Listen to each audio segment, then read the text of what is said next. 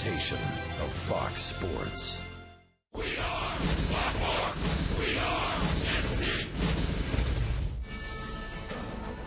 Last night, it was the Royals showing the Yankees what bombing is all about, belting 2 home runs with a season-high 6 extra base hits. James Shields takes the hill today, and with him, the best run support of all Royals pitchers. Game 3 with New York is next on Fox Sports Kansas City.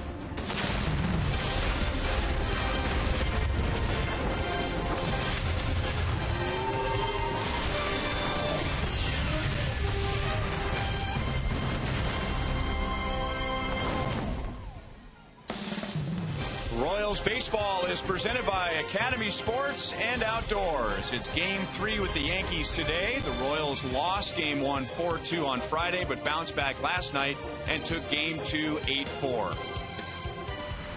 Hi, everyone. Welcome back to the ballpark with Rex Hudler. I'm Brian Lefevre, and Joel Goldberg will be joining us shortly. Now, every team, HUD, tries to score first. That's the goal. But for the Royals, lately, their success has been scoring late and a lot of runs late. Late is great.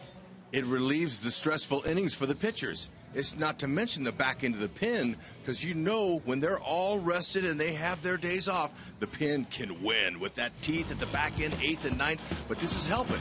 Salvador Perez, he'd been rolling over that ball for the first 2 months, a ground ball to the third baseman, but not now. All of a sudden, he found the lift, and so did Hosmer. Oh, the fans at the K gave a big sigh of relief when that ball was sent as a souvenir out to the people. Haas taking that trot. It's going to work. They got to continue to get those runs. A couple of veterans going today. 39-year-old Hiroki Kuroda for the Yankees. He has not lost in his last 6 starts. The Yankees are 3-3 in those games. James Shields hasn't lost in his last 6. The Royals are 6-0. But no decisions, HUD, for him in his last 3, allowing 7 home runs. And 3 straight unquality starts? That's not like big game. They're looking for him today to step up and be the guy that they believe he can. That good southwest, southeastern movement down in the zone underneath the Yankee bats is exactly what they're looking for, and he's the man to step up today. And on the topic of pitching, when we come back, Joel will take a little walk down memory lane with some former great Major League pitchers, David Cone, and our own Jeff Montgomery.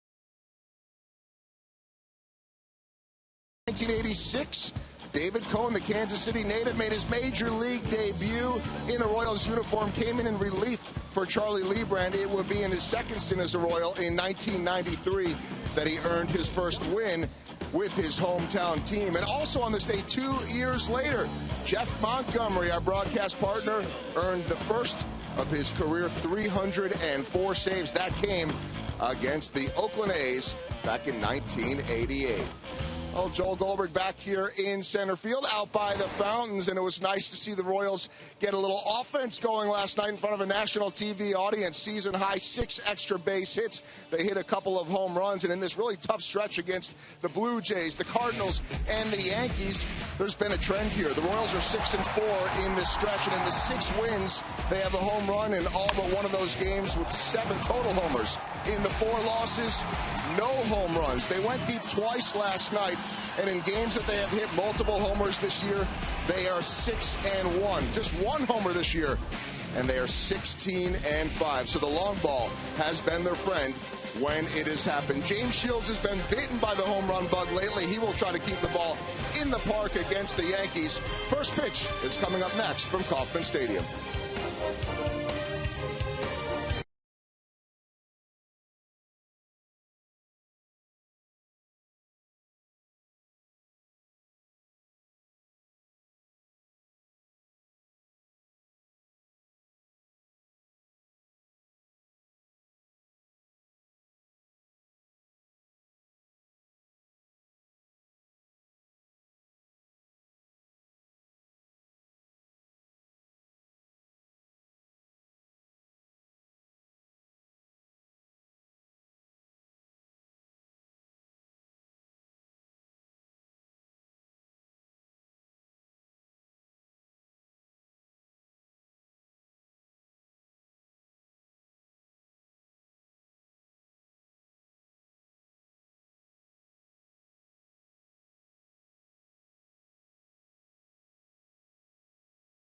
Royals uniform came in relief for Charlie Lebrand. It would be in his second stint as a Royal in 1993 that he earned his first win with his hometown team. And also on this day 2 years later, Jeff Montgomery, our broadcast partner, earned the first of his career 304 saves. That came against the Oakland A's back in 1988. Well, Joel Goldberg back here in center field out by the fountains, and it was nice to see the Royals get a little offense going last night in front of a national TV audience. Season high 6 extra base hits. They hit a couple of home runs, and in this really tough stretch against the Blue Jays, the Cardinals, and the Yankees, there's been a trend here. The Royals are 6-4 in this stretch, and in the 6 wins, they have a home run in all but one of those games with 7 total homers. In the 4 losses, no home runs. They went deep twice last night. And in games that they have hit multiple homers this year, they are 6-1. Just 1 homer this year, and they are 16-5. So the long ball has been their friend when it has happened. James Shields has been bitten by the home run bug lately. He will try to keep the ball in the park against the Yankees. First pitch is coming up next from Kauffman Stadium.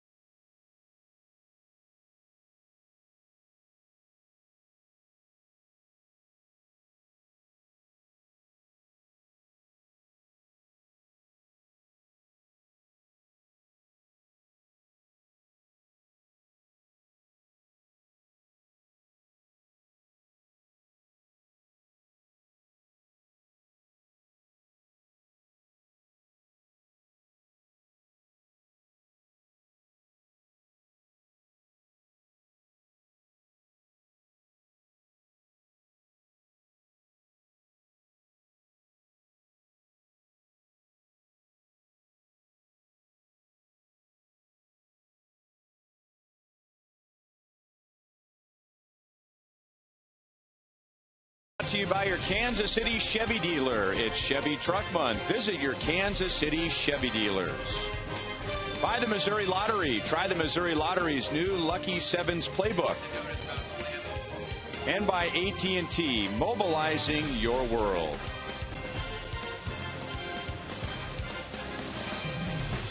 Overcast and still cool in Kansas City as we're just in the 70s, and that'll be the case again tomorrow for the final game of the series with the Yankees. There's Joe Girardi. Last year, he got some votes for manager of the year, and that's because his team won 85 games with 26 players going on the disabled list, and they've had some problems with the disabled list this year, and most notably Carlos Beltran is back. He'll be playing in his 4th game since coming back from the DL today. And the age is a factor in this lineup, and unfortunately there could be some more injuries as they go down the stretch, but so you hope not. You hope health for everybody, but it's great to see a lineup with Jeter in it, no question. Ichiro Suzuki, which I think will be the first Japanese-born Hall of Famer. Be fun to see these guys put it together when they leave town. Here's our Kia starting pitcher, James Shields, and he's facing the Yankees for the 29th time in his career today. That's the most for him against one single team. Yeah, Shields has 5 straight winning decisions versus the East, dating back to last July 9th against the Yankees in New York. So he's got some confidence against the East. Now, problem that he's had has been his balance. We'll talk about that later, but those pitches that he have are all well documented. Alex Gordon left field, those are sick numbers, especially since all the action he gets out there. Anything he can get to, he leaves his feet, he makes the play. He's a solid contributor. Love to watch this guy play. He is worth the ticket. Made a nice play last night in the win over the Yankees and has 5 outfield assists, working on his 4th consecutive Gold Glove.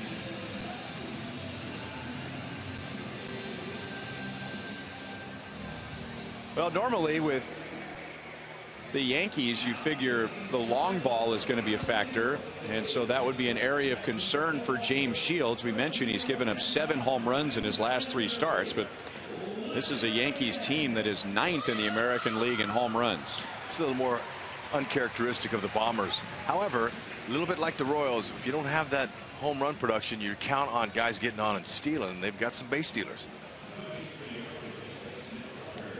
Let's take a look at our umpires for today. There's the crew chief, Jerry Lane. Mike Estabrook is at first base. Bob Davison is at second base. And behind the plate is Mike DeMuro, a 2nd-generation Major League umpire. His father, Lou, managed in the American League from 1963 to 1982. And Mike wears the same number his dad did on his sleeve, number 16. Pretty cool. He's in his 15th year.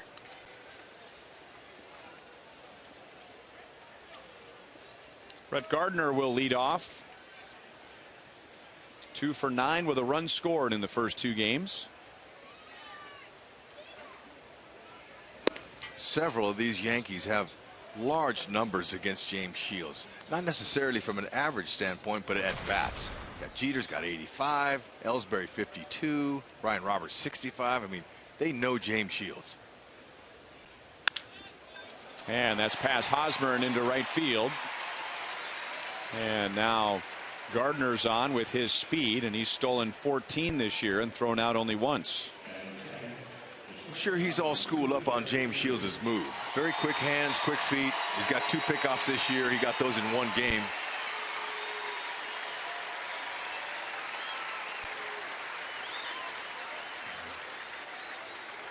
Not quite like last night.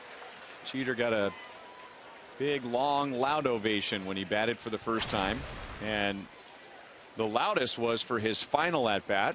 And there are many fans here today seeing him in person for the last time. He was 1 for 4 with a run scored in the Royals' 8-4 win last night. I mentioned 85 at bats. That's the most ever for a major league hitter against James Shields. That's incredible. So they know all about his heavy sinking fastball. 88 to 93. He might top that with a 4-seamer. Slurvy curve and an outstanding changeup.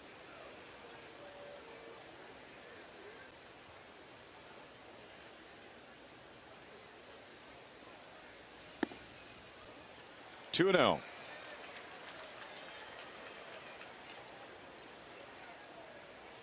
Checking in with third base coach Rob Thompson. Jeter loves to stay inside the baseball. Lorenzo Cain in center field is playing him that direction. He's an inside out swinger. Got a good bottom hand. He's got a great bottom hand. Excuse me.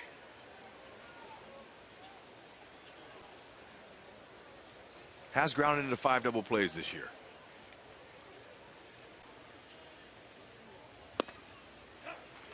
Two and one. And with that inside out swing, you think of old Yankee Stadium. It was made for left-hand hitters with that short porch, but a right-hand hitter with some power and the ability to go the other way. Jeter took advantage of right field, and maybe the most famous hit was the Jeffrey Mayer ruled a home run in the playoffs against the Orioles. That throw got away from Hosmer, but Gardner didn't realize it. Tony Tarasco was playing right field for the Orioles, and he knew right away that the young Yankee fan Jeffrey Mayer had reached over the railing, but it was ruled a home run. And Jeter had many hits like that to that shallow right field at old Yankee Stadium.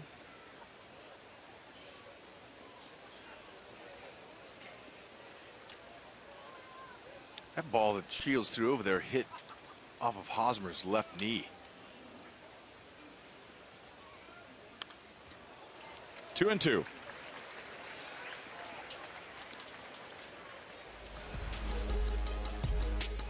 Most hits in Yankee history, 9th all time, and the most recent big name he passed on the list, Paul Molitor, 11th all time in career runs, 2nd most in Yankee history. Only Babe Ruth has scored more runs than Derek Jeter. That's amazing. Deep short, Escobar gets a glove on it, throws from a knee and gets Jeter.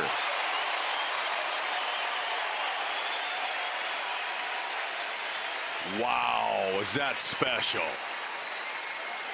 Didn't think Escobar was going to be able to get to his feet, and he didn't. Didn't need to. Look at him leverage. That right knee stays on top, quick release. Perfect throw. Oh, I see gold in his future. James says, all right, I'm bringing the next one to you. We're going to roll this guy up too.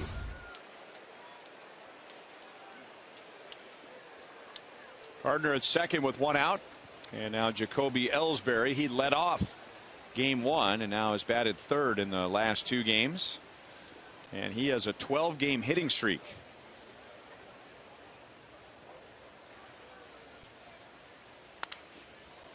Oh and 1. See Brett Gardner on his left hand. That's not a cooking mitt. That is to prevent him from jamming his wrist when he slides. He puts that on as a reminder not to put too much weight on that when he slides, and it protects him. But if he does need to get some hot cookies out of the oven, I knew that was comes coming. in handy. Yeah, you got that right. Multifaceted. I mean, that's kind of how the baseball world is right now. I mean, you have to be able to play different positions, be versatile.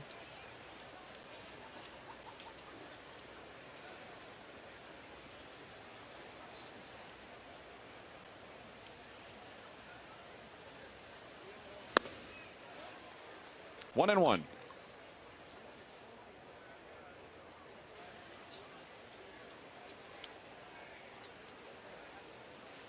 Hey, James Shields has scribbled a message in the back of that mound before he towed the slab.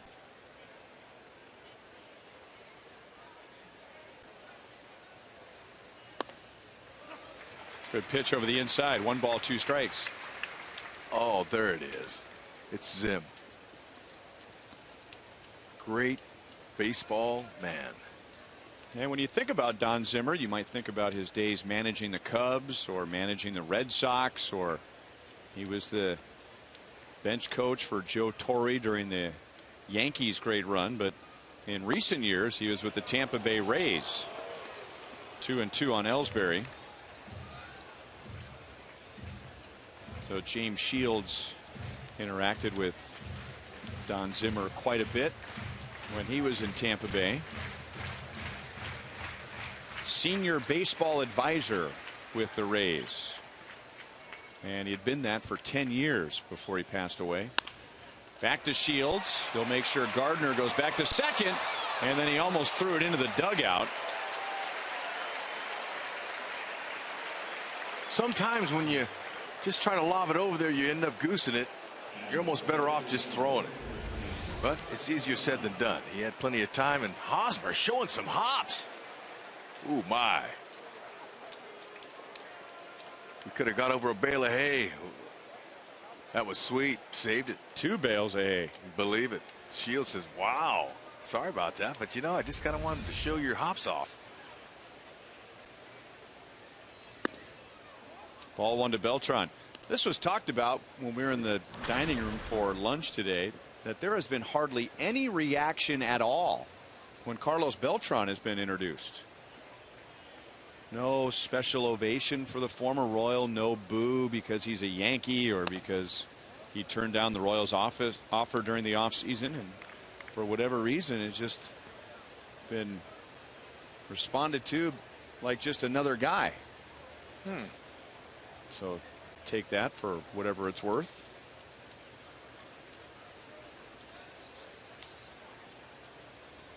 Carlos is 1 for 8 in the series. He had a big hit yesterday. RBI double for the Yankees. That was his first hit since coming back from the disabled list. 3 balls and no strikes. 0 for 5 against Shields in his career, hitting 171 with a runner in scoring position.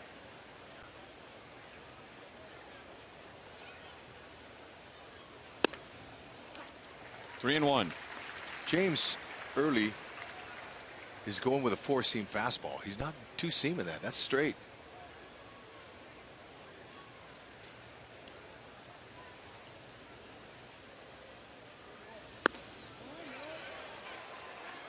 No swing. Jerry Lane, the third base umpire. So Shields walks Beltran, and there are 2 on for Brian McCann.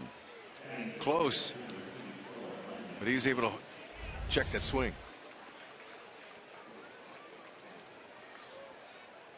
Defense plays a huge part in every Kansas City Royals game. Most of the time it's timely, just like Escobar getting Jeter there.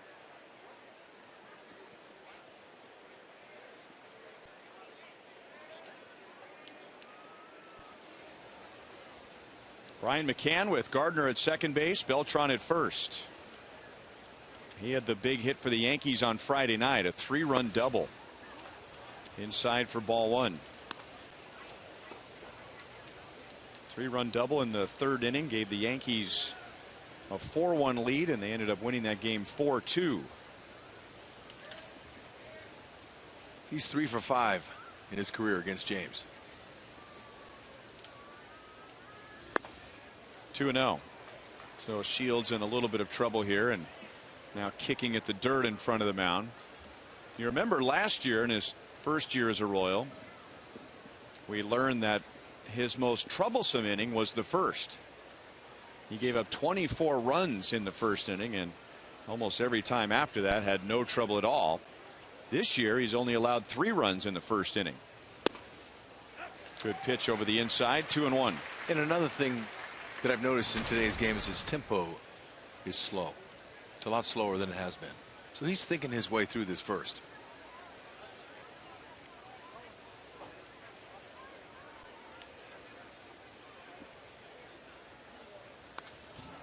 Two and two.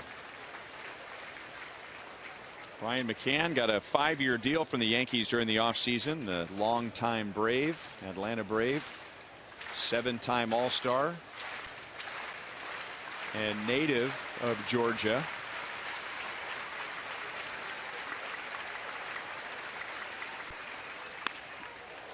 Center field, shallow, and Kane is there. So 22 pitches, but no runs, a single and a walk, and the Yankees strand 2.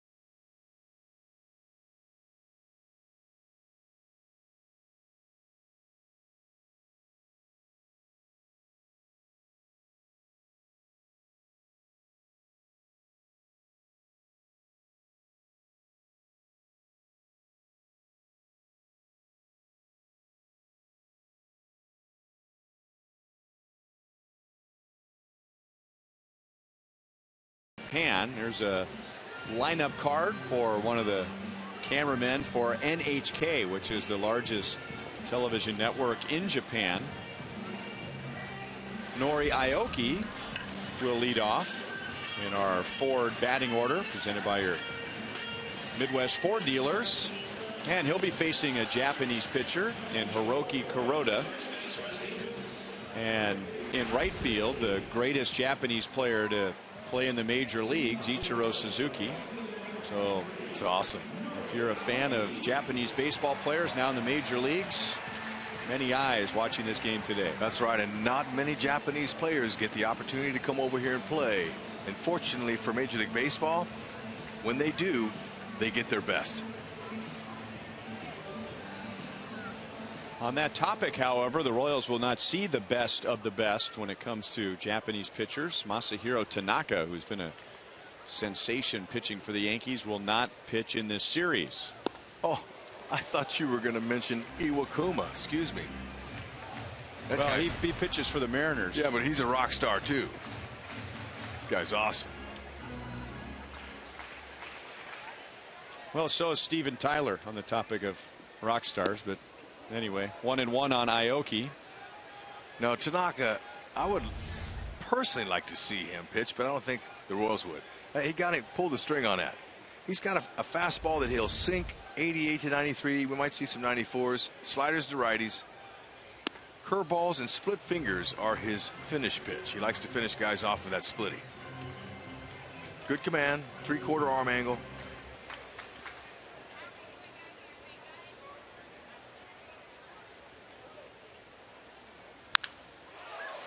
Pulled foul. Two aggressive swings by Aoki in this plate appearance. Ned sure would like to see the top two guys in his order pick it up a little bit. Aoki's been struggling last 14 games, just 167 average.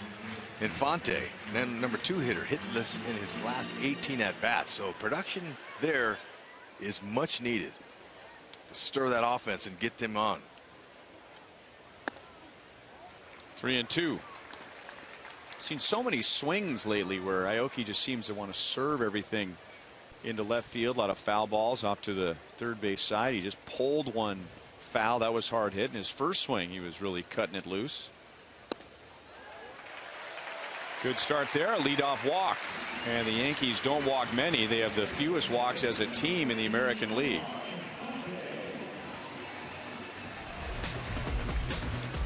Yankees defense. Ichiro Suzuki. He can throw that ball. He's very accurate. Got a good arm. Stays very flexible. Fine player. Gives you 100% every time he's out there.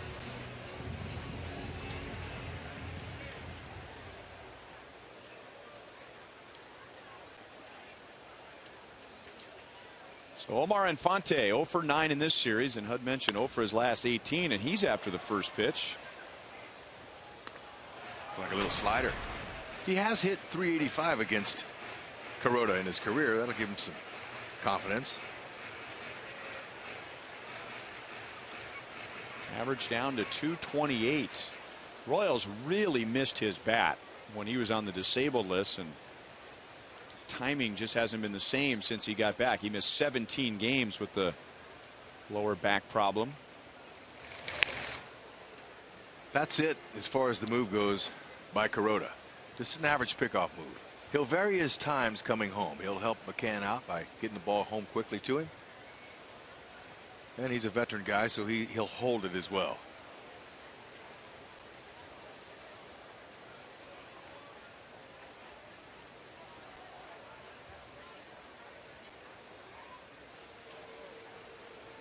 Kuroda could be familiar with Aoki from their days in Japan. They both played for the Central League. That's the equivalent of the National League. They play with the National League rules in the Central League, American League rules in the Pacific League. So the major league numbers say that Aoki just faced Kuroda for the first time, but that's not really true. To third base, Solarte had to wait for it to come down. Quick throw to second base, and he does get Aoki. And Infante is on with one out.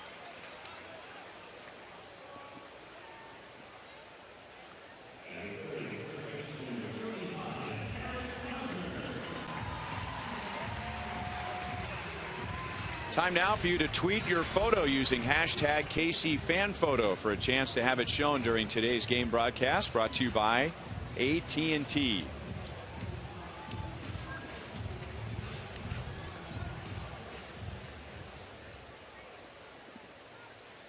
Infante, not much of a stolen base threat. He does have one stolen base this year. In case you were wondering, McCann has thrown out 10 of 31 for a 32.3 percentile, which is really good. Eric Hosmer got his second home run last night late in the game. He hit home run number 2 last year in game number 62. And he hit number 2 last night in game number 62. What does that mean? We have no idea. No, I know what it means. Pilot to Bombardier, open up the Bombay doors because he's about ready to get hot. He's going to feel that stroke again and going to give that pitching staff a nice lift. And he's going to do that by being quiet and selective. Quiet means body parts, quiet, calm, see the pitch. And be selective. Let the next guy do it. You're in a team sport, but it's an individual game. When you were at the plate right now, it's an individual game for you. But it's not all on you. Let Billy try on deck. Or if you feel good about it, go ahead and take a fountain swing here. 3-0. 3-1. In case you're wondering, he hit his 3rd home run last year in game number 69. It was.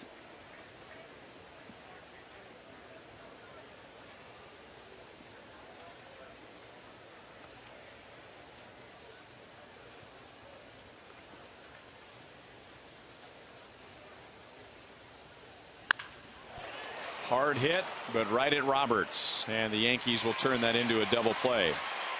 So 3 come to the plate in the first inning, and no score at Kauffman Stadium.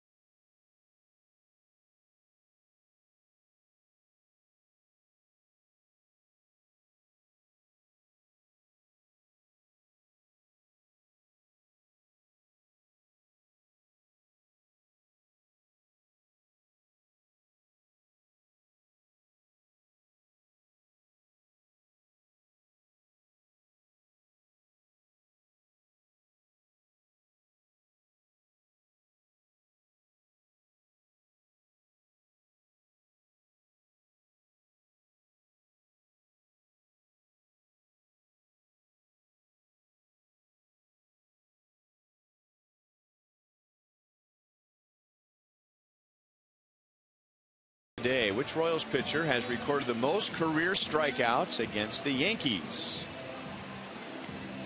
Well, letter D was always known as the Yankee Killer. That's where I'm going. Even if it's not right, I'm going there. One of my favorites. Of course, I like all the other guys on there too. But split. He also was a thorn in Reggie Jackson's side. Look at the Sox back then. That's a big league baseball uniform, folks. Not that they just don't show any socks anymore. Everybody wants to style their pants. I don't understand that. They just don't have the sock look.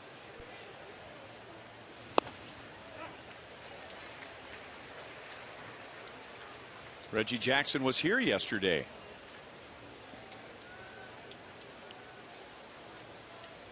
Way to go.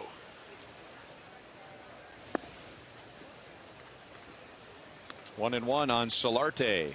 Jan Hervis Solarte, who has driven in 28 as a rookie. That's the third highest total among American League rookies. Jose Abreu, who is on his own planet, first, and George Springer of the Astros second. There's Mr. October.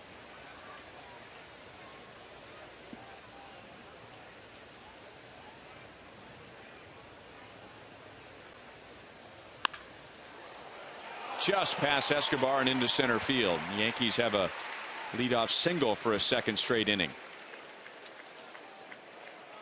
This kid's playing for his life this year. 9-year minor leaguer. He is seizing the moment. Doesn't want anybody else to come in there and take his spot. So you produce. Shields left one out over. Not real happy about it. Wears his emotions on his sleeve.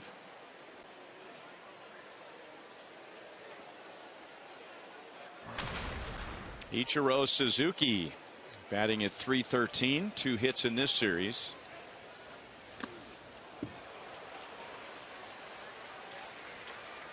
Down to second base on a wild pitch. I think that ball hit the home plate umpire, Mike DeMuro. Just the third wild pitch of the year for James. It did. It just clipped off his heel.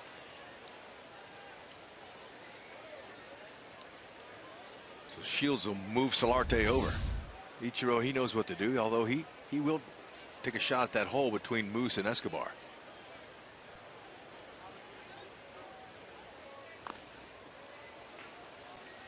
One ball, one strike.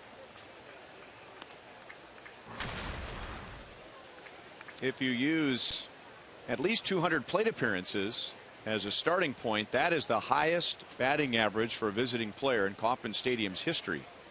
365. Which is a surprise considering some of Suzuki's comments about playing in Kansas City in the middle of the summer in his first year at the Mariners. If you want to Google that. Base hit left field. Solarte didn't get a great jump. And with Alex Gordon in left field, you never know. So he took nothing for granted and made sure that it dropped before he went to third. Now there's a little similarity between Aoki and Ichiro. You see how they're both they fall out, but they keep their head on the ball and their hands back so they can just lay it out to left field. And with nobody out, Solarte didn't have to worry about scoring there. See how Ned plays his defense. Typically early in the game, you're going to give him that run at third for a double play. See Infante's back and Escobar's moving back. So they're going to try to get two on Brian Roberts, who's 15 for 65 against James Shields in his career.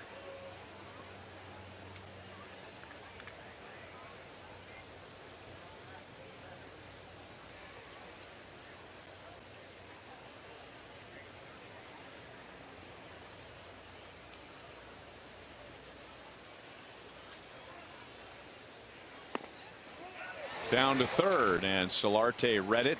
He got back in time. Who knows? Maybe that goes back to their days in Valencia, Venezuela. Both from the same hometown, but Solarte, he looked like he was already on his way back to third before Sal even got out of his crouch. I think he had an idea.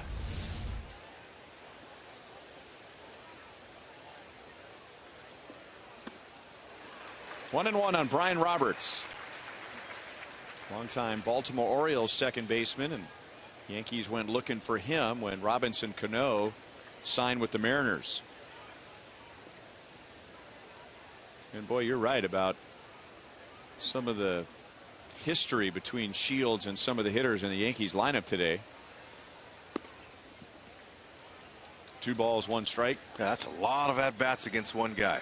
Gardner 38, Jeter 86, Ellsbury 53, Suzuki 57, and for Roberts this is number 63.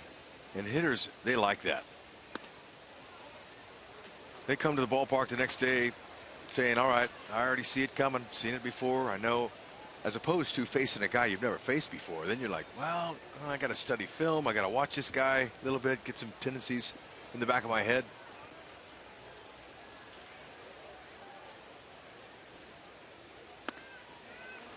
And that's a walk. Shields has walked 2.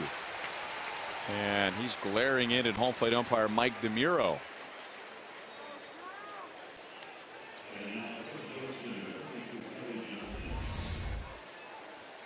Salvi's setting up away, but that ball looked like it caught the lower part of the strike zone. Really? And he's still looking at Mike DeMuro, and now just getting on the mound and going to the rubber. He's in some kind of trouble here. He's going to have to work his way out. You'll remember on Tuesday, Shields dealt with the bases loaded twice early in that game. He got Yadier Molina to ground into a double play in the first inning, but then Colton Wong, remember in the second inning, hit his first major league home run. That was a grand slam. So the Cardinals really put the pressure on Shields in the first 2 innings. And the Yankees similar. 2 runners in the first, and now the bases loaded in the second. But he helped his own cause. He got a couple hits and an RBI double.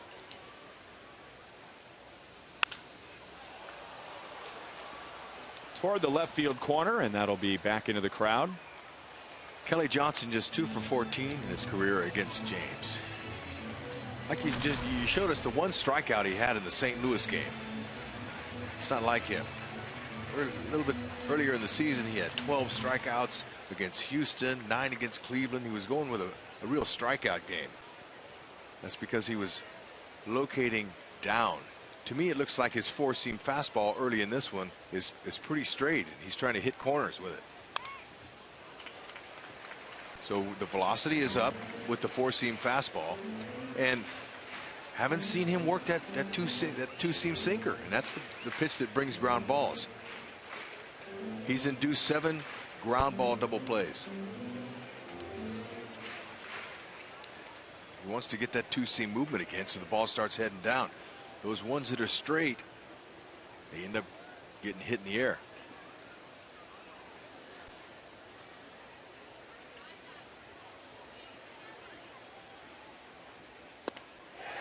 Changeup. So he could have used a strikeout, and he got it. Now he's a ground ball and a double play from getting out of this. Just a slight change of speed and a ball moving away from him. It's a beautiful thing. Okay, check it out now. He wants to separate right now over the rubber. What his problems have been, he's been drifting forward when he separates, and what that does is when he drifts, the ball ends up dragging. His arm drags as the ball lays out in front, and it's elevated and it can be hit. Stay balanced over the top of the rubber, separate, and come downhill playing. That's what Dave Island was explaining to me today before the game. He said it was a mechanical issue. It's the reason he's given up 7 home runs in his last 3 starts. Stay down through the ball. Gardner takes a fastball for a strike. Brett Gardner singled to right in the first inning, and the Yankees put 2 on in the first but did not score. Now they have Solarte at third, Suzuki at second, and Roberts at first with 1 out. This is the toughest hitter in the American League to get to hit into a ground ball double play. He has 225 at bats, Brett Gardner does, without grounding into a double play. That just tells me he's due. It's ready to go right here. A little 2-hopper to Infante.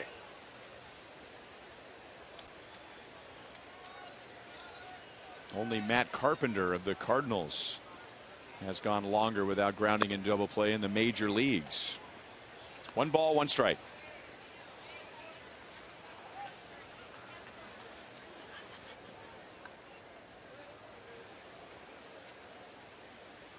Gardner, He's the only Yankee with a grand slam this year, and it came in a Kuroda start earlier this season.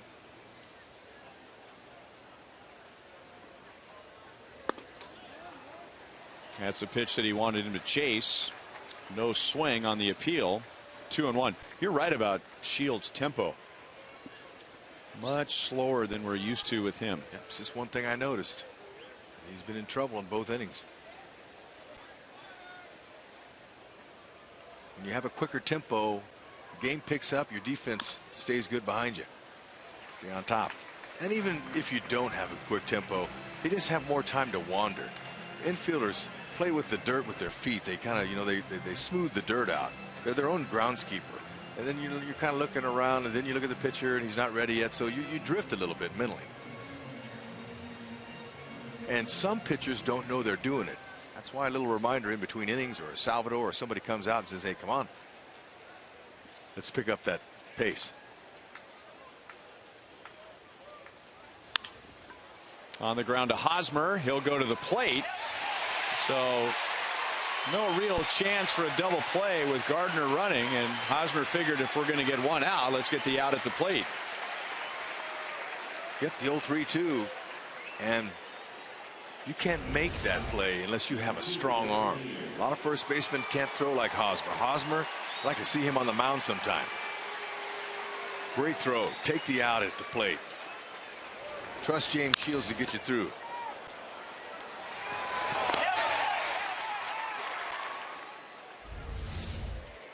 That's why he wears the gold. One of the reasons. Outside of those hands, his hands are lethal. Should be registered. So it's Jeter with the bases loaded, 2 down, and he lost a base hit on a good play by Escobar at short in the first inning. 0-1.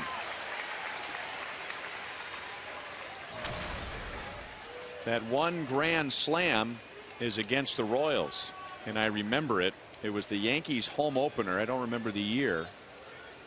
He hit a grand slam off of Ambioris Burgos, if that rings a bell with longtime Royals fans. Just challenging him with fastballs. No balls, 2 strikes.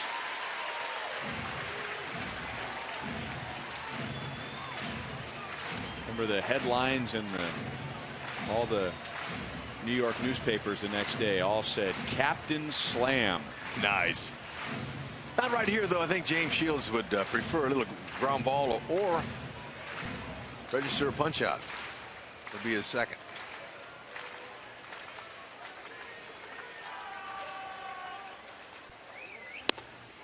One and 2.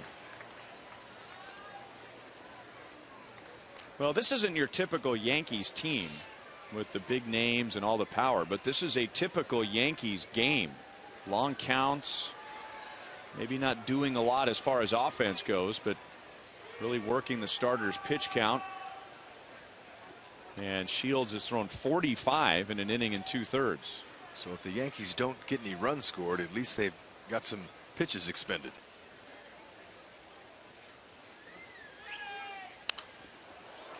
And to tell you the truth, I don't really think that James cares about his pitch count. He just wants the outs. He knows the bullpen's fairly rested, especially the back end. And maybe the next few innings he'll start getting earlier count outs, take a little bit less off his fastball.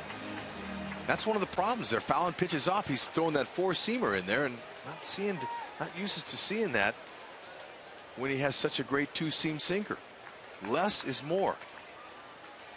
He knows that. Just not seeing it. 2-2. And on the topic of the bullpen being rested, Ned Yost was saying before the game today that it's been the first time in a week he feels like he's got all the pieces back rested that he'd like. It was a week ago today that Aaron Brooks went 2/3 of an inning in Toronto, and they had to use the bullpen in the very first inning. And Ned said today things are back to normal. That was a swing. Shields with his trademark pitch, a changeup. The Yankees had the bases loaded, nobody out. 2 strikeouts and a ground out, and the Yankees are scoreless. Strikeouts when you need them.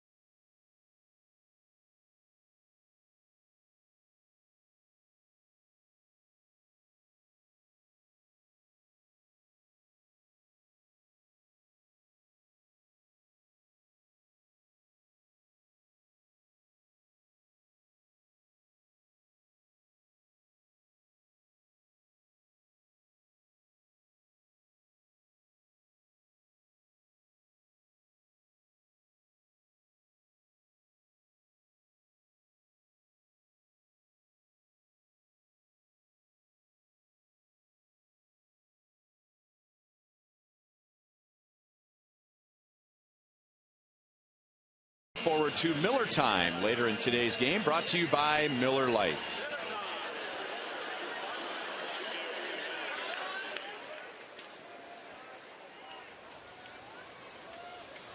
Billy Butler, Alex Gordon, and Salvador Perez coming up against Hiroki Kuroda. Fastball in for a strike. 4 for 9 with 3 RBIs. Billy is off Kuroda. He's doubled in 3 straight games. Getting closer to the home run ball.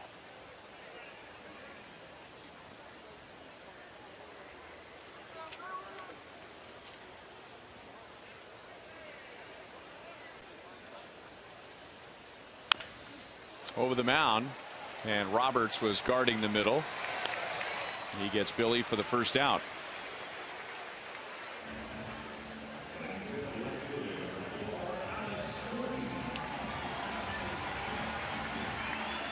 Alex with 1 out, and he has hit in 6 straight. 3 hits in the first 2 games. Had a double yesterday, and Royals lead the league in doubles. Our Toyota League leaders for today. So they're not getting the home runs they would like. Ed Yost still feels like they're going to come in the second half, but a team that leads the league in doubles and leads the league in stolen bases, and there are more ways to score runs than with a home run. Alex hits that one out of sight.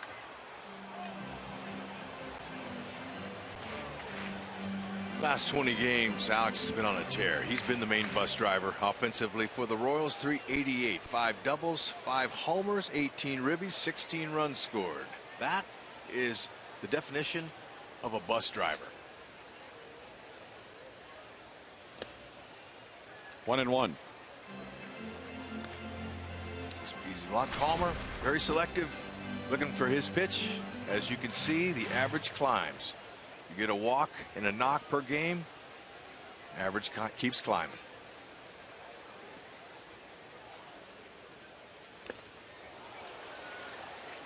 One and two. There's that splitter. Kuroda gave up a walk to Aoki in the first inning. Infante reached on a force out, and Hosmer hit a shot, but right to Roberts on one hop, and he turned that into a double play. 2-2.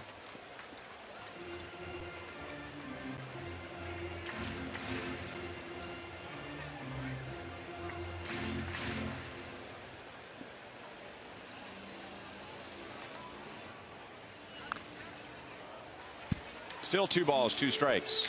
Kuroda doesn't walk a lot of guys. Matter of fact, no walks in 5 of his 12 starts this year. This is start number 13. He's coming in there, but he's going to try to let the hitter swing on his pitches, on his terms. So you try to get ahead of him, make him come in. Like that one. Alice just pulled off of it.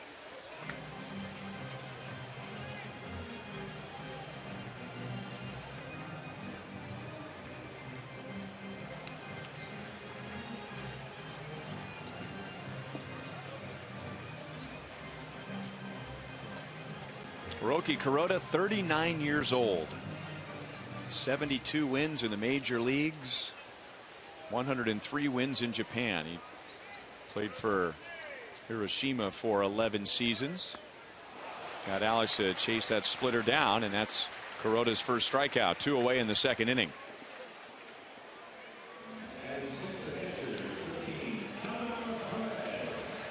The B Royal Fan Express debuted last night. Contest winners and military members stationed at Fort Riley traveled from Topeka to Kauffman Stadium for the game. The Royals and Fox Sports Kansas City are offering this unique way for fans across the Midwest to enjoy a Royals game.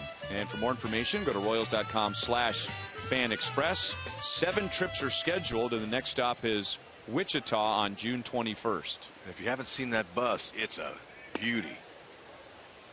It's got all the real bus drivers on the outside, both sides of it, and the back.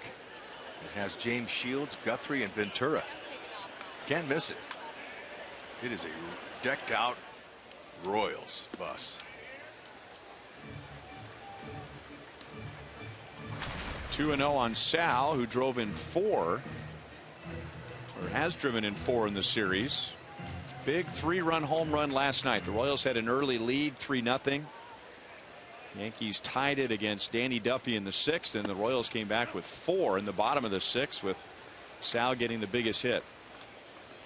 Being a veteran pitcher like Kuroda can be tough because he's going to pitch you backwards. You never know what's coming. That was a 2-0 slider. Just got to zone him again. And that'll drop into right center field. First hit for the Royals against Kuroda.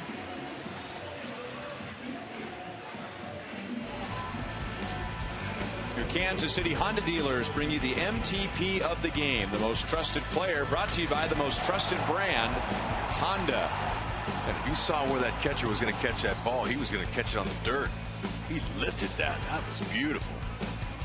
That was a strong 7-iron he pulled out of his bag, and it was timely.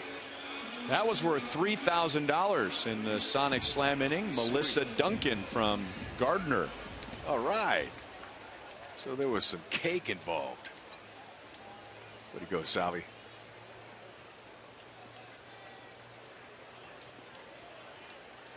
Lorenzo Cain with Perez at first, 2 down.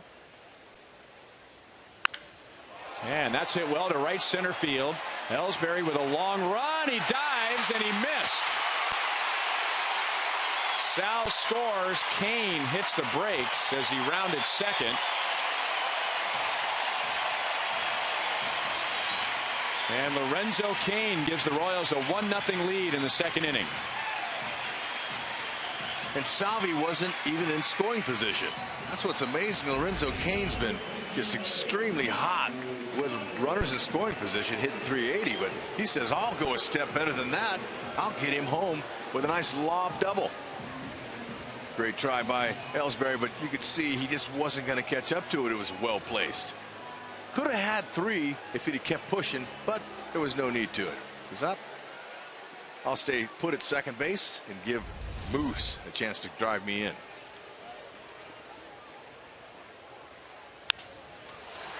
And that's in a shallow left center field. Ellsbury won't have a play there. Moustakas bloops it into left center to give the Royals a 2-0 lead.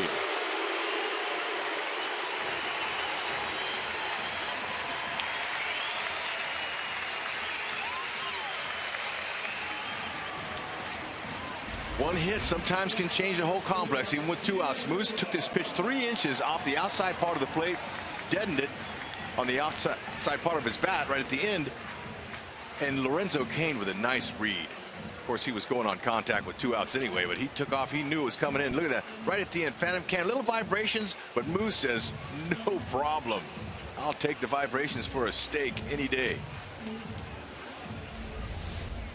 Steak is an RBI, Rhino. I know you know that. Short for ribeye. That's steak, right. Good, RBI. Very juicy, little fatty. It's perfect.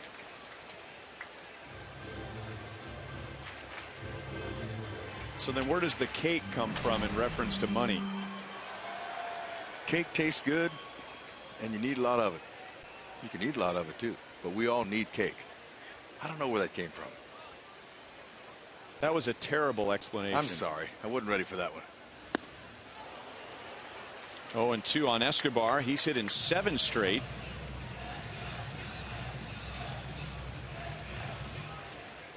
...20 extra base hits, including 17 doubles.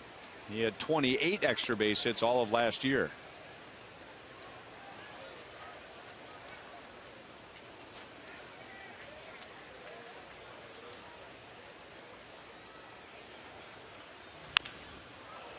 And this won't be an easy play. And Solarte knew he had to hurry with Escobar's speed and didn't get the grip he wanted right away. So with 2 outs and nobody on, 4 straight reach.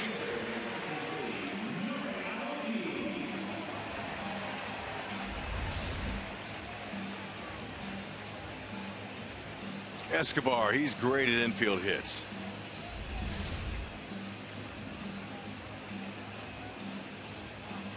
And a chance to drive in a run for Nori Aoki. Let's go to Joel. I had a chance to talk to Nori today about Ichiro, who was one of his favorite players growing up. And then he doesn't know personally Hiroki Kuroda as well, but he faced him a lot over in Japan. And he said in Japan it was a lot of four-seam fastballs. Now he's really changed, and most of his pitches have a lot of movement on it. So it's a different situation now. And guys, by the way, I was right when I brought it up, and you guys thought so too, that the lifting his hat when he saw Ichiro was a sign of respect. The two of them will go out for dinner tonight, Nori and Ichiro, and he said Ichiro will pay the bill, is what he's expecting. I said, wait a minute, you did the same thing with Iwakuma.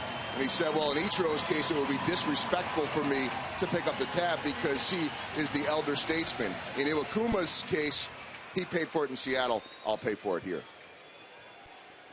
I don't think it's going to affect either one of their bank statements, to tell you the truth. Jeter was right up the middle. He'll go to second base to end the inning. A 2-out rally. Perez and Kane get on. Kane and Moustakas drive him in. 2-0 Royals.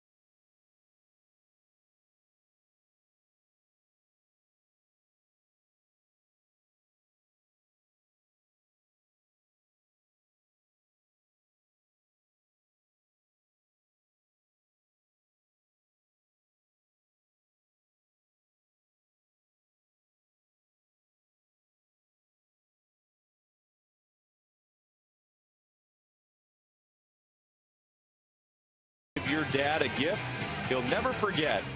Have Slugger personally deliver a Father's Day Sluggergram consisting of a Royals koozie, a Tippins apple pie, tickets, and more. Deliveries are available this Friday, Saturday, and Sunday. Visit Royals.com/Slugger for more information.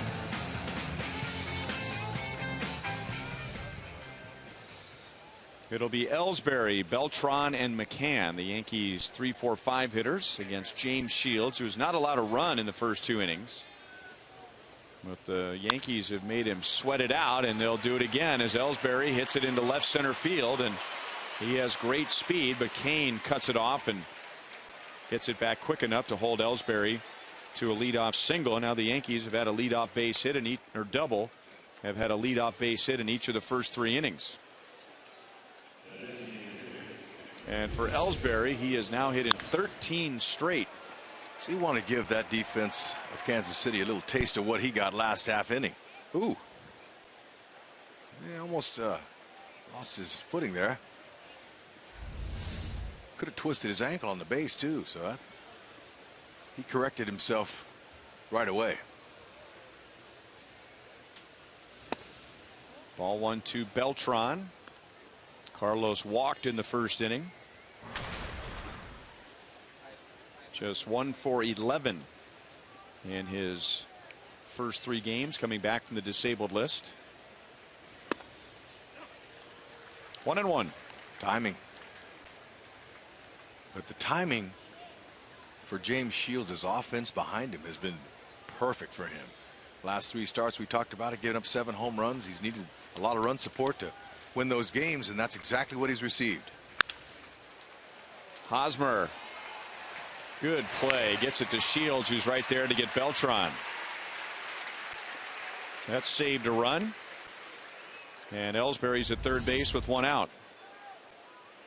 Beltran knew exactly what he wanted to do. Hosmer dives and gets to his feet in a nanosecond.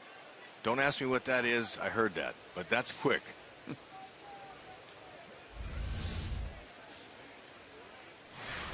You want run support? You got it. Something he didn't get last year hardly at all till the second half. Well, look at that, almost 3 points better than last year, at least, or 2.5 runs better than last year. 4th best this year, 7th worst last year. Ball 1 outside to Brian McCann. He flied to center field to end the first inning.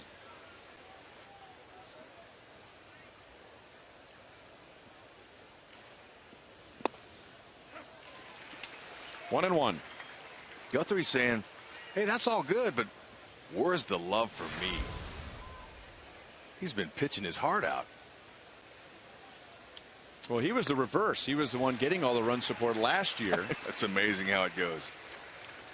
Those guys have no control over it, and as a result of those runs he got last year, 15 wins. That's where it shows up, the run support in the win column.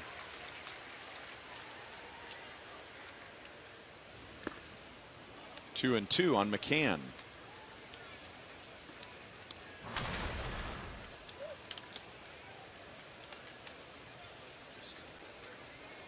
Batting at just .228 in his first year with the Yankees. He has Ellsbury at third base with 1 out.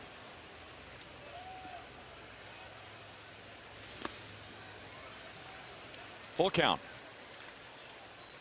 He's trying to stay down in the zone. Doesn't want him to be able to lift that fly ball.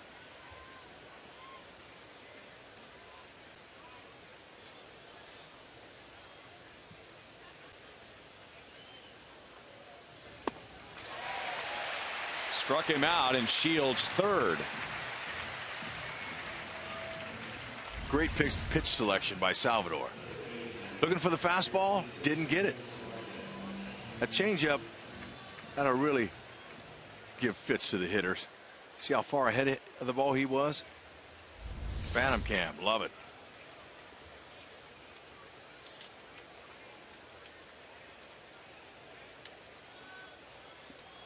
Yankees just 1 for 8 with runners in scoring position.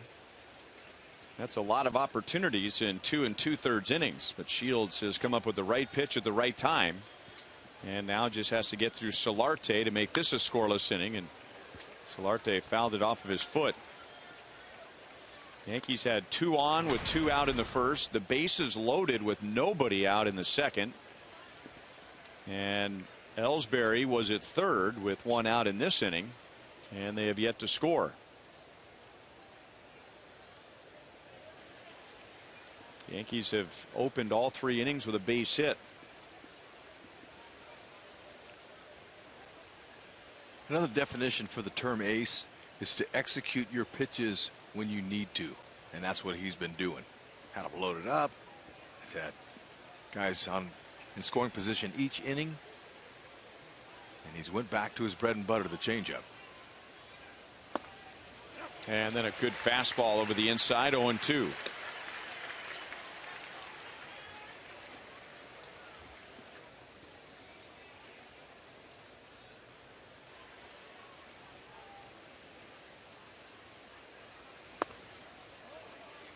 One ball, 2 strikes.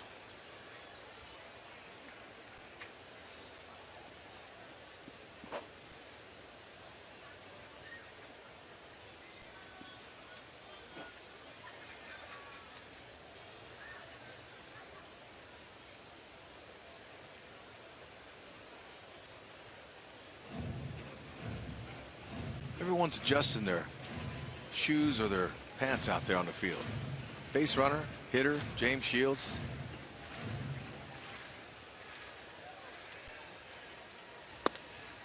Got the call.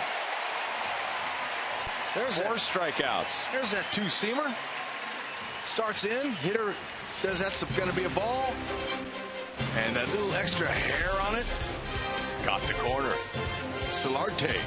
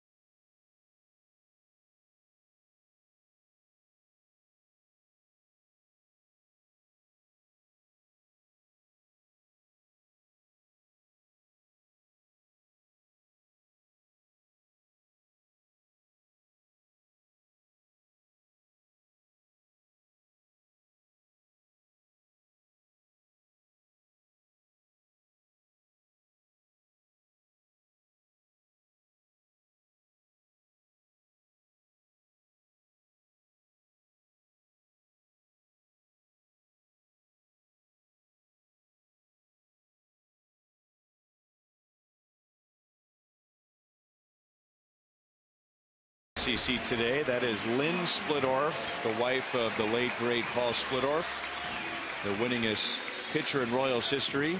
Lynn has been active in the community for years with Royals wives. She is now promoting sun safety through outpacing melanoma. That's what took Paul and Fred White.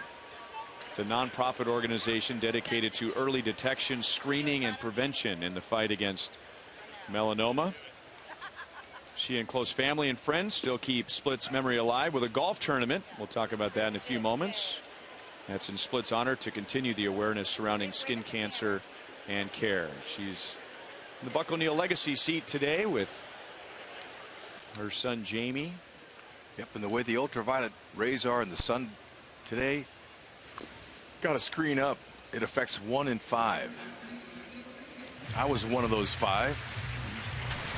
Until my mother saw me. We were out at the swimming pool. She saw a little spot on my side. She said, "Son, you better go get that looked at." I said, "Mom, what is it?" It's a big freckle. I got freckles all over my body. She goes, "Go get it looked at." I said, "Okay, I will." Went and got it looked at. They took it out. They called me 3 weeks later and said, "Sir, you have a malignant melanoma cancer." And I kind of went, "Whoa, what does that mean?" Well, this type of skin cancer, we have to go in and cut deeper and larger around, make sure we got it all. So had I ignored my mother and went ahead and just went on with my life, it would have caught me too. There we go. Omar Infante. That puts an end to an 0 for 19.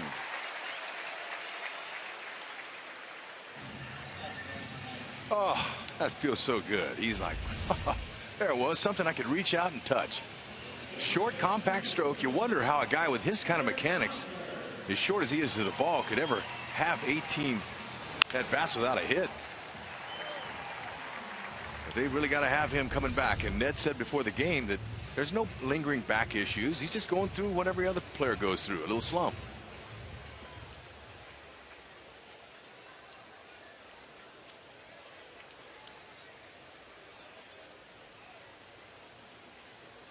So Hosmer with the leadoff man on, and Eric may have the hardest hit ball today, but unfortunately for him, he hit it right to the second baseman Roberts on one hop, and he turned that into a double play.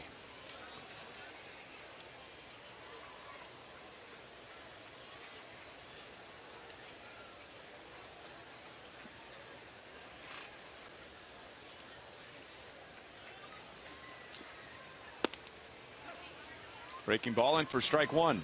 His last time up, he hit a bullet to Roberts, the second baseman. He gets under that. That's going to the hydration station, he calls it. The fountains. So he's on the ball. Or to do that, you just got to catch it right underneath the ball. Generate some backspin.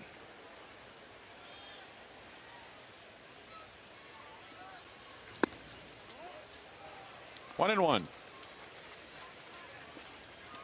Split fingers, a very difficult pitch for a hitter to recognize.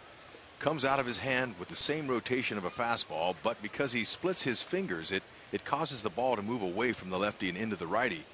And that type of movement, just 2 or 3 inches, is all it takes to pull your head off the ball and miss it. That's a straight one there, four-seamer. I like those. But inside, he works the corners very well.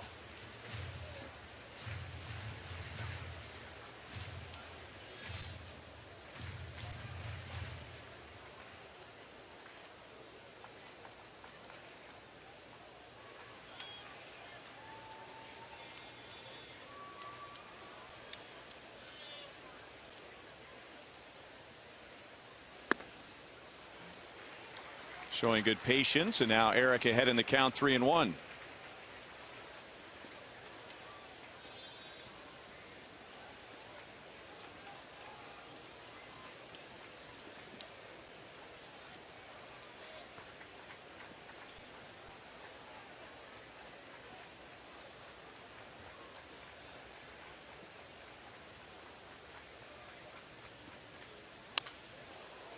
Full count.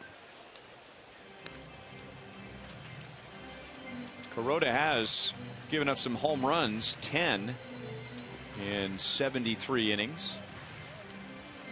Split finger, very similar to a changeup. Extremely effective when it does what it's supposed to do, and extremely hittable and dangerous when it doesn't.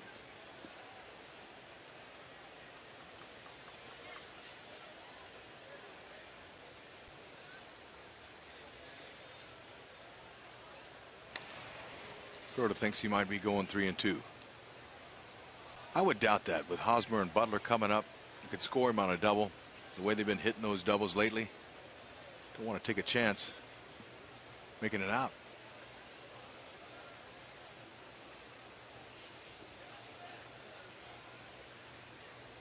And Infante runs. Hosmer strikes out. Infante is thrown out.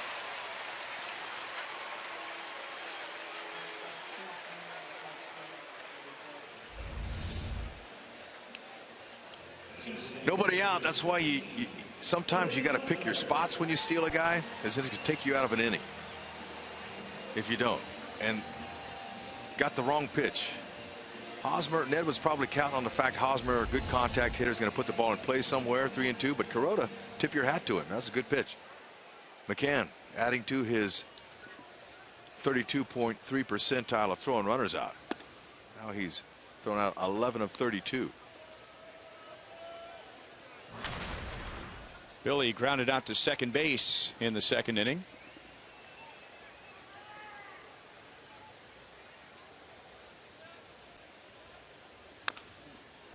If you're looking for signs that the Royals offense is warming up, Billy has a 5-game hitting streak. He's hit right around 380 in his last 20 games.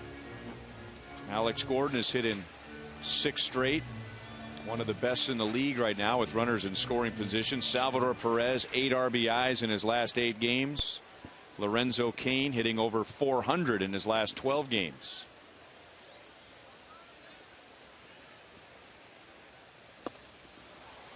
Big vicious swing by Billy. 1 ball, 2 strikes. Another part of the repertoire of Kuroda is his pause and his delivery. All right. A lot of the Japanese-born pitchers have that. This is small hesitation, but it sometimes can disrupt the timing.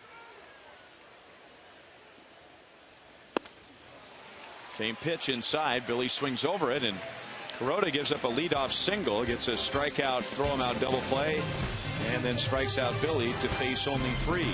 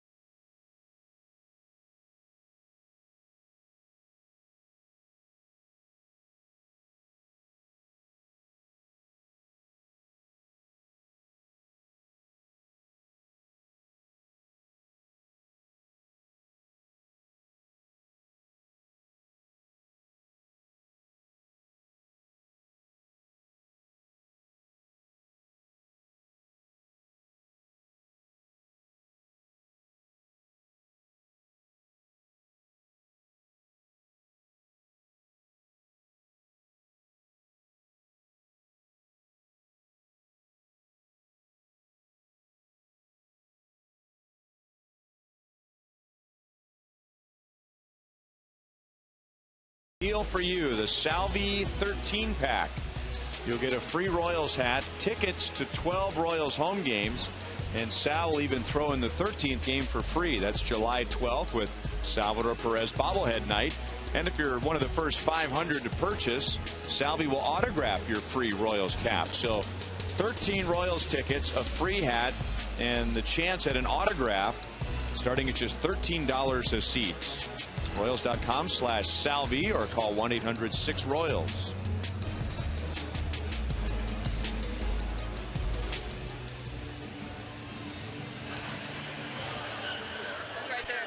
Those are some of the best inventions in the history of baby carrying. Strike 1-2. Ichiro Suzuki. We bought one of those, and with 3 little boys who love those. Some of them are called baby Bjorns. 0-2 on Ichiro Suzuki. I don't know how anybody ever got through life with little kids without those. But if you're expecting or you're having a baby shower, you get one of those on your list. Trust me. Way to go. Great place to be here at the K. Got Mama, he's got his binky, he's got his Royals gear on. Nothing's bothering him. 3 pitches, and Shields strikes out Ichiro Suzuki, and that's 5 for James Shields, and all 5 coming in the last 3 innings. It was a beauty. He could use some early count outs, as that is 66 pitches for James in just 3 1/3 innings. They are taxing his pitch count.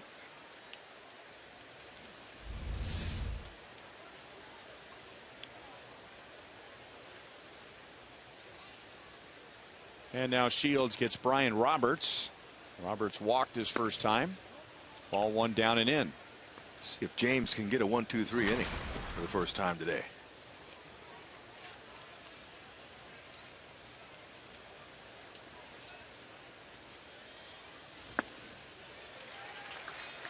One and one. Shields has 3 1/3 scoreless innings, but it hasn't been easy innings for him. 22 in the first, 27 in the second. The Yankees had the bases loaded, nobody out, and didn't score. Now starting to cut down that pitch count. 14 last inning. 2 balls and 1 strike on Roberts. Settling in, and there's a rare curveball.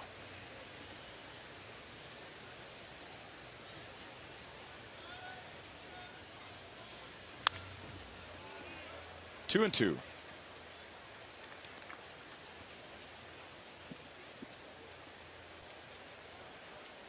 You know, some guys, they change uniforms and they still kind of look like the same player. You know, oh yeah, that's so and so. That doesn't look like Brian Roberts at all to me. Fair ball. Uh-oh, don't feel it. And the ball boy did. So that's what the ball boy thought about that call by first base umpire Mike Estabrook. And it really didn't appear that the reaction from the dugout that the Royals thought that that was a fair ball. Poor guy. He's saying, did I do something wrong? It was a heck of a play. Yeah, great positioning. Just hooked it over the bag.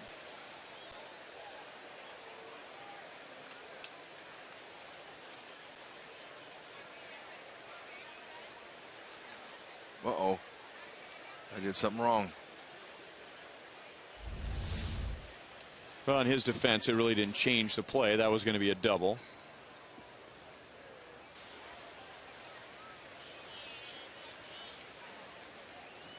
That's the loneliest place in Kansas City right now, on that chair next to the tarp up the right field line. That's a tough job.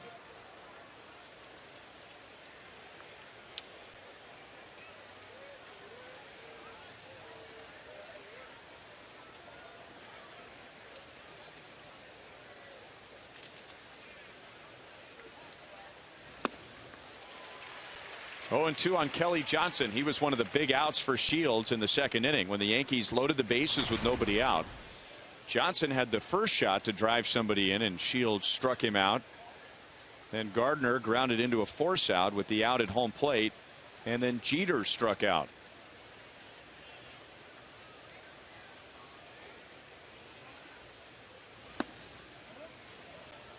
One and two.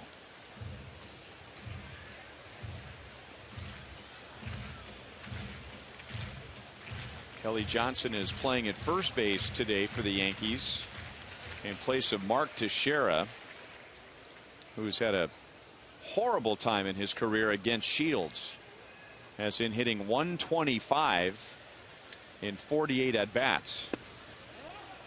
Just outside, 2 balls, 2 strikes.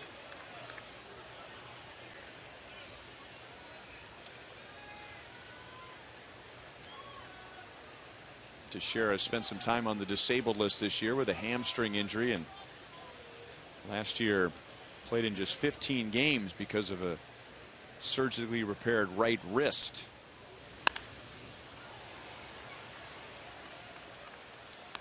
Still 2-2.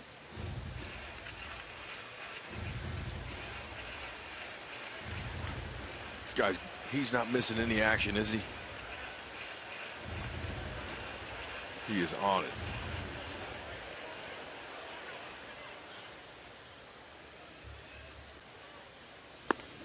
Struck him out again. 6 strikeouts for Shields. Earlier, 2 in this inning. earlier I talked about less is more. And what I mean by that, less velocity, more movement on the ball, gets underneath the bats. Great example. No strikeouts in the first. 2 in the second, 2 in the third, 2 here in the fourth. And now Brett Gardner will get another shot to drive in Roberts from second base.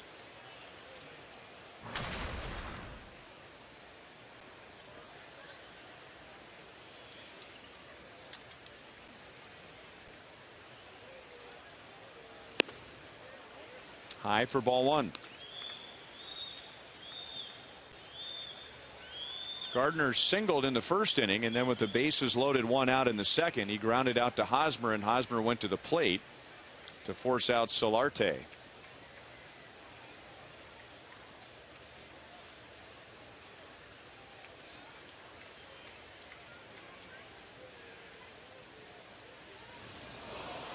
Well, he got it to Escobar. Man, is he lucky or what? You can't plan that. That was a tremendous bounce pass. Oops, nobody's there. Well, I'll just direct it towards Esky then. Give Esky a little backhand practice. Look at Esky, he was ready. Oops.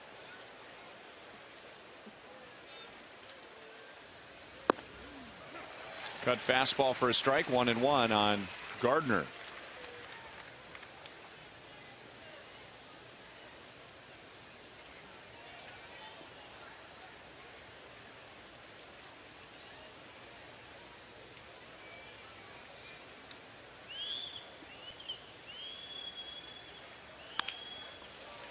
And 1 hop out to Infante.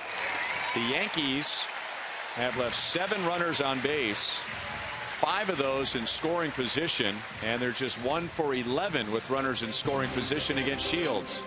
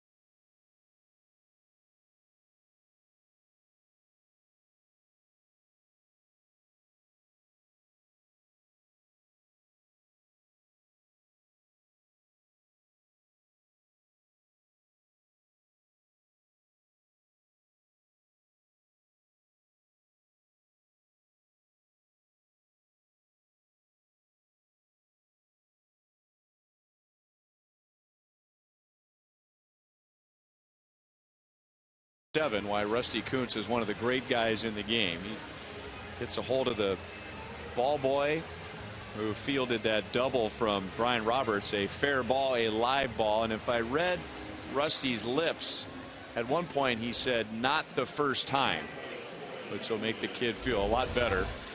And he's probably saying, watch the umpire as he signaled fair. That's the one you just want to let roll down there. But he was too excited about making the play.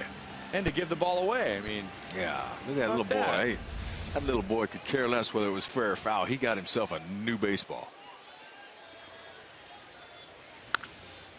But for those of you that don't know Rusty Kuntz, when he was talking to that young man, he had energy and he had encouragement. He was just loving on that boy, giving him some good words of advice.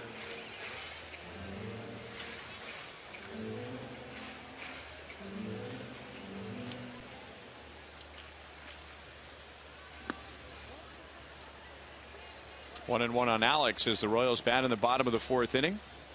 You know, any of the players or coaches that may not be having a good day, you can go to Rusty Kuntz and just say hi to him, and he'll change your day around. Positive, good energy, and he knows in baseball how tough it is, so he throws the encouragement on. Got to have guys like that.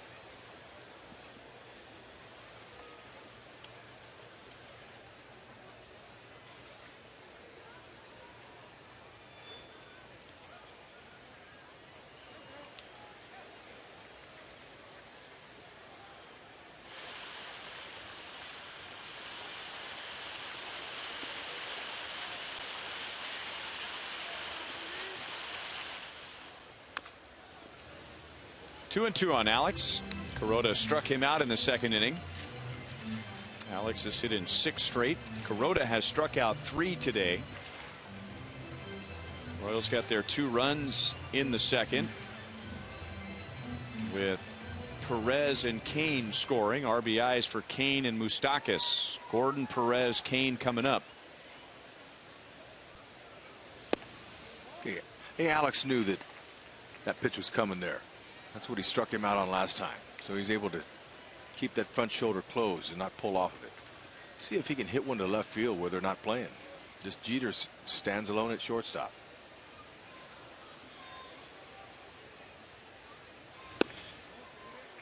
Ooh, very close. Kuroda standing there stunned that he didn't get the call from Mike DeMuro. That's his 2nd walk. Wow, we saw Alex in St. Louis hit that ball a ton right there.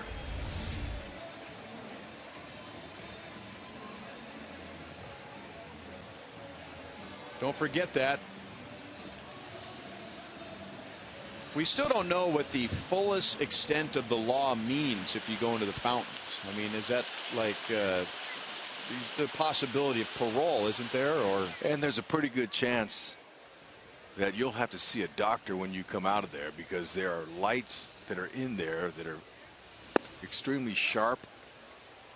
They're like piranhas swimming in there, so you're taking a huge risk every way around if you try to jump into that beautiful pool. Yeah, that will leave a mark. Especially if you do a cannonball in there.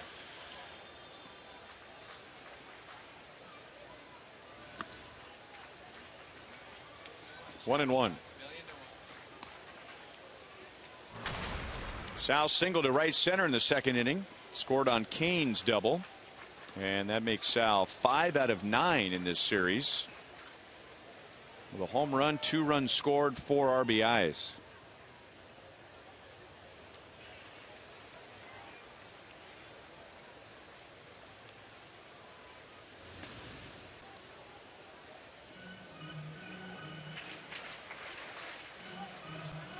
Solarte, the 3rd baseman, ran up and backed up the throw from Johnson to Kuroda.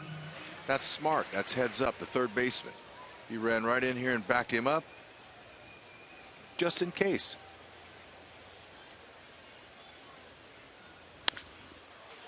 To Jeter. And they get the out at second base and turn that into a double play. A lot of experience on that double play.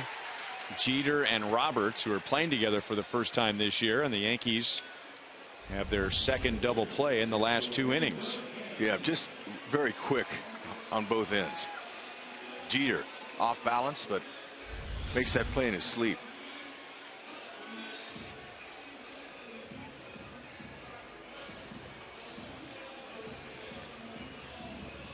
And now Lorenzo Cain, as we remind you to vote for the Royals Player of the Month at rallyhouse.com/Royals. And you'll be entered to win a majestic prize pack from Rally House.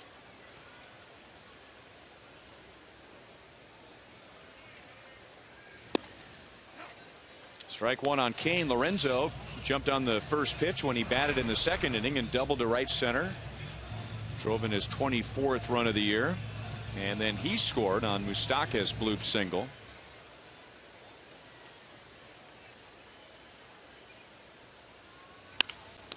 Kuroda makes the play.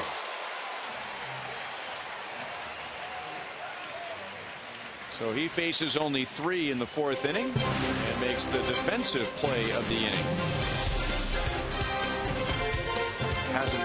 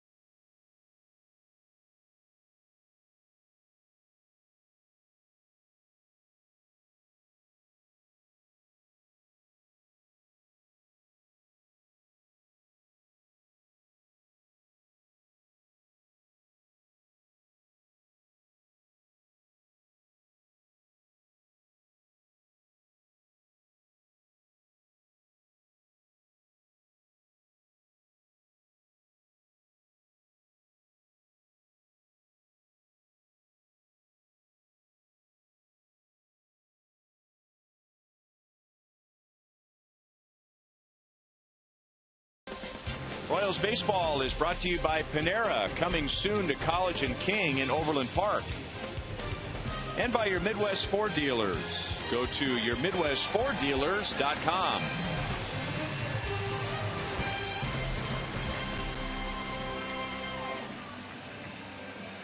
Two-0 Royals as we go to the top of the 5th inning and welcome in Royals Hall of Famer Jeff Montgomery.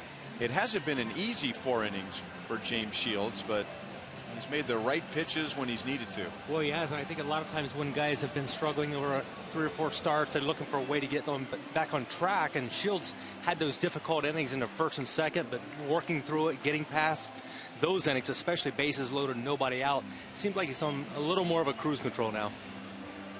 Yankees have stranded 5 in scoring position already, 7 total, and they are 1 for 11 with runners in scoring position. He'll get Derek Jeter, Jacoby Ellsbury, and Carlos Beltran.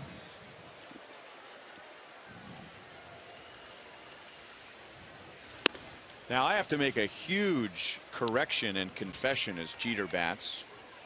He batted with the bases loaded in the 2nd inning, and I told you, the viewers, that he hit a grand slam off of Ambioris Burgos. Yankees home opener. And I was wrong. I remember the headline the next day. It said Captain Slam, but Dave Holtzman, our associate producer, did some quick research. That was a 3-run home run for Jeter off of Burgos. The one grand slam he had was against the Chicago Cubs. But I would have bet HUD's car that was a grand slam that he hit off of Burgos for the Yankees home opener. But I only missed by 1 runner. It's all right. You wouldn't get much of a vehicle either. I'll give it to you. Monty, you got any history against Jeter? You know, I gave up a home run to him, speaking of home runs, but it was an inside the park home run. 2 hops to Moustakas, and Jeter still runs hard up the line, always has. Monty, he was 1 for 7 off of you. And the only hit was an inside the Parker? Well, I didn't know that, so you just brought it up. So you could tell he's going to have a great career. Didn't know it was going to be anywhere near the magnitude that it has been, but just the way he carried himself and the way he kind of seemed to rise to the occasion. That's to me the definition of a gamer. It reminds me a lot of a guy like George Brett. He just looks for those situations to shine, and then they frequently do. This, in my opinion, is the definition of a gamer, the way he runs the ball out. He'll be 40 this month, a little bit later, and he almost beat that out. And really, speaking of George Brett, that was one of George's trademarks. George always ran hard. Didn't matter if he hit a ground ball to the second baseman. He's running hard for 90 feet.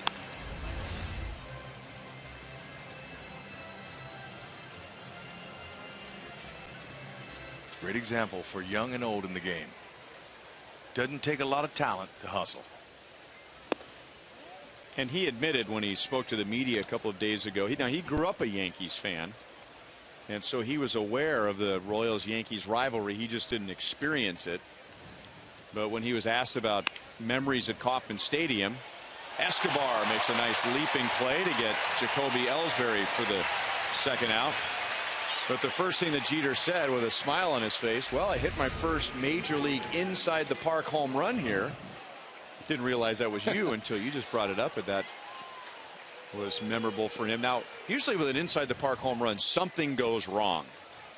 Somebody falls down, or there's a collision, or the ball skips by an outfielder. Do you remember what happened? I do. In fact, Johnny Damon was running to the right center field gap and went to the wall, and I think he thought he should have caught the ball anyway. I can't remember if Johnny got his glove on the ball or not, but anyway, Johnny, I think, broke his thumb or his finger or wrist or something. He did something on the play where he spent time on the disabled list. So you're right, something oftentimes does go wrong. And speaking of inside the parkers, that may have been the only one that I gave up, because I don't remember a lot of the good things. I remember the bad things seemingly more often than the good, but I do remember that inside the Parker. So the only one that my memory can bring back. Monty, one of the great things for us up here and the fans is to have you a part of the telecast. You bring so much history to the organization, being a Royals Hall of Famer. So you can't duck under the accolades, Monty. But we're happy. We're thrilled to have you. Well, it's always good to come up and be a small slice of what you guys do so well. Ooh, James Shields, 11 pitches in the 5th inning, 10 strikes. And now he's struck out 7 as he gets Beltran in his first.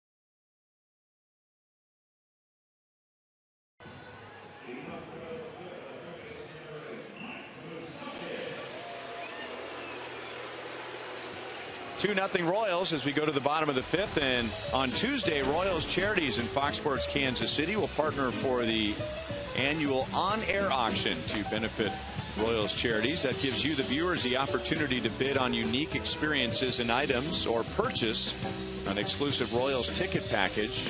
Those are those $400 ticket packages for just $99.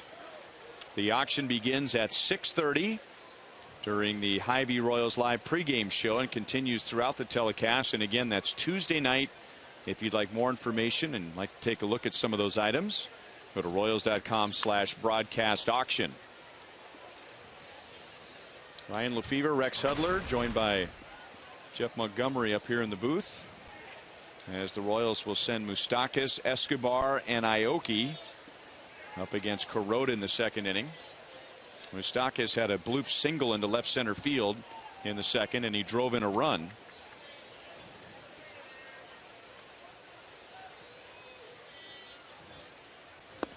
He has made the most of his few hits. 23 hits, 20 RBIs. Ryan, I noticed in his last at bat, the Yankees made the attack where they're coming away from Mike Moustakas. I've seen all these other teams come in and pitch him in, pitch him in, pitch him in. The Yankees go away with him, and he's able to get a base hit the other direction. So that's a nice sign to see. 2-2 on Moustakas, with Escobar next, and then Aoki.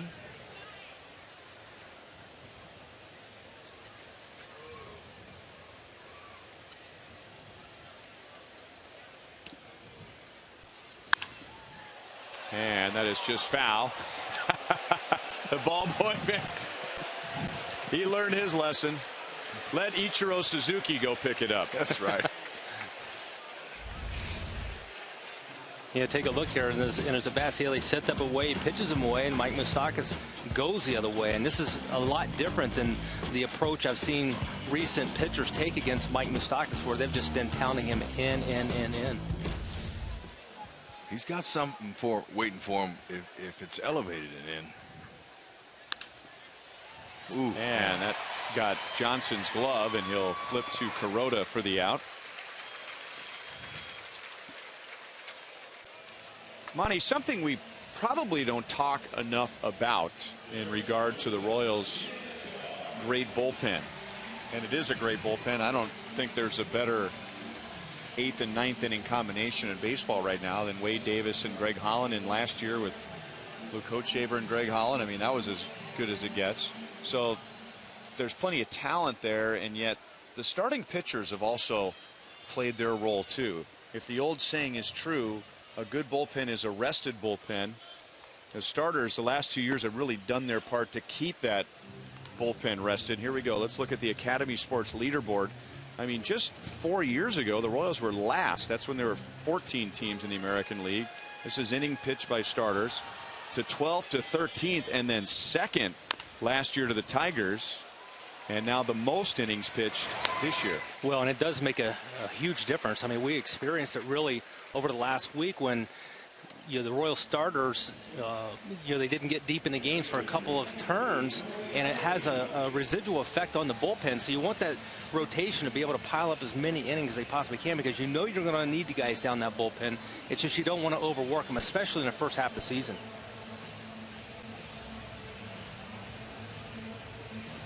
Shields, third most innings pitched in Major League Baseball since '07.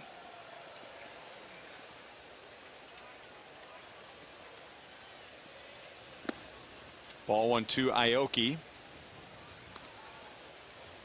Shields this year is 7th in the league in innings pitched.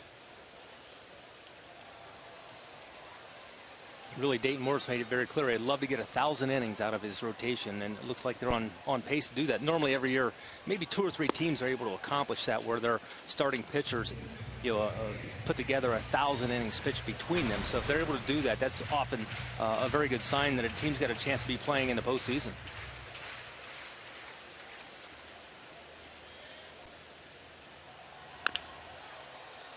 Two and one.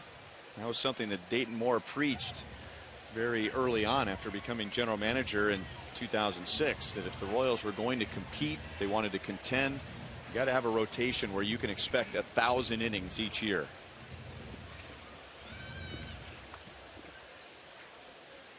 Right now on pace for just under 1,000 innings and more innings than last year. Fouled away by Aoki. 2 balls, 2 strikes. And I remember Ned Yost, when he took over as manager in the middle of the 2010 season, he was sending starters back out for another inning when you could tell they thought, okay, you know, my night's over. No. You get another inning. Right. It's a mindset. You want to establish the fact that this guy's, you're not expected to just go 6. We want 7 or maybe 8 innings out of you. And I always compare it a lot like someone who's training to run a marathon. You don't train to run a marathon by sprinting. You go out and you run distance and you extend yourself out. And that's how this rotation, and if they're going to get better and they're going to put in more innings, they have to be expected to give more innings when they go out there every time.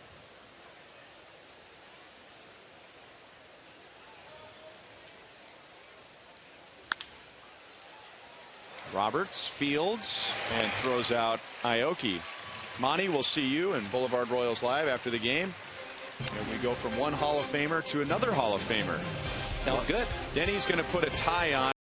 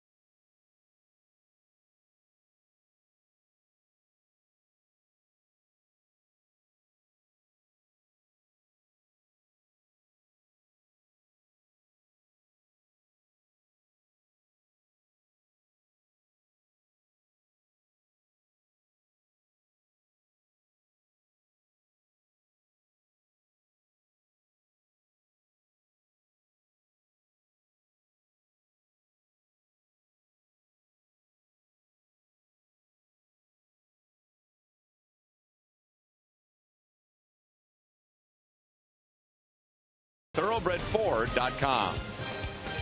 And by Steel. Find a helpful servicing Steel dealer near you. Visit steeldealers.com. 2-0 Royals as we go to the top of the 6th inning. I said that we had a shot of you on radio as the last inning ended, that you'd put a tie on real fast and run over here and join us. I was going to. Monty, who was just in here, offered my tie, or his tie, to me. It matches what you got. That's one way to get rid of your tie today, right? What did you think of Monty's tie? I don't know. He offered, and I thought, oh, it was much more colorful than mine. Know. However, it matches what you got. How's that? Perfect. It's falling apart, though. Look at this. Now you have to give me away. I didn't blow your cover. That's an old tie. It certainly is. It's frayed and afraid. Let me see if it Are you afraid to wear that? It's not an apartment 9, though. No, it's a Chelsea. It's impressive, isn't it? It's well, you know what? Thanks anyway. That's the most fascinating conversation we're going to have about ties all day. Game isn't even tied. Escobar brings it down. Brian McCann is 0 for 3. Well, if you wanted a young pitcher to observe somebody who continues to compete, even though it looks like he doesn't have his A game, he's giving up a lot of base runners, I think you'd want him to watch James Shields today. I think so. He was really scuffling in the first 2 innings, and especially the 2 strikeouts that he got in the 2nd inning. The first one was Johnson with the bases loaded, nobody out, and then to get Jeter with the bases loaded, 2 outs. So those were obviously the 2 key strikeouts for him. Yankees have left 7 on base, 5 of those in scoring position, and they are 1 for 11 with runners in scoring position today. And we had heard when they came to town that they were offensively challenged. Well, they were right. They are scuffling. And it's unusual to see a Yankee team that doesn't have good offense. Especially all that cake they spent in the offseason. Do you know what that means, Denny? And all that cake that they spent in the offseason? I know what they're talking about. Okay. Big payroll. Right? That's exactly right. Rhino had me break that down earlier, and of course I fumbled and mumbled my way through. Like I wasn't sure of the true definition of cake. I mean, just with the ballpark they play in, and so-called new Yankee Stadium has the same dimensions as old Yankee Stadium. You're going to fall into some home runs, but the Yankees 9th in the league in home runs this late in the season.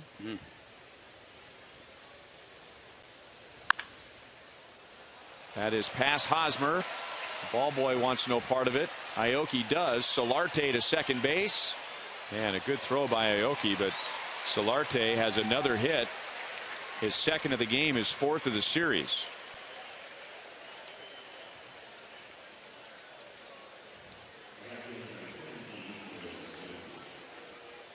We were just talking about the second inning, and that was really the turning point for Shields. And getting the 2 big strikeouts. The bases were loaded, nobody out. Johnson struck out. There's the force out at the plate. And then Jeter. And it was really neat the way Shields set him up with hard stuff, nothing but fastballs. And then when Jeter was thinking fastball, then he pulled the string on him and struck him out with the off-speed pitch. So that was really a great job of pitching, I thought. Oh, no question. Denny, have you ever seen a first baseman with as good an arm as Hosmer? Wally Joyner. And that's about it. Those two would be in a class by themselves as far as Royals first baseman, and they both were left-handed.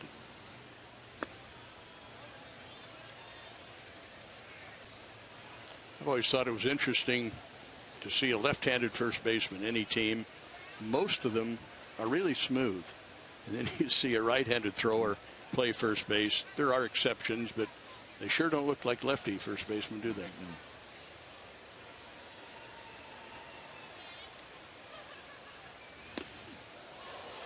And I think that may have hit the umpire's mask, and that ball rolls into the dugout.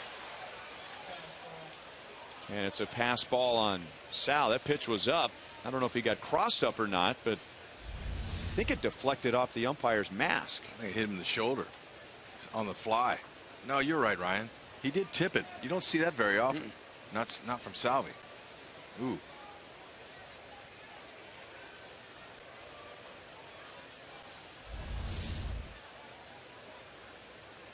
Denny, since you've been here for every Royals season, would it surprise you if I said Ichiro Suzuki is the best hitting visiting player in Royals/Kauffman Stadium history as far as batting average goes?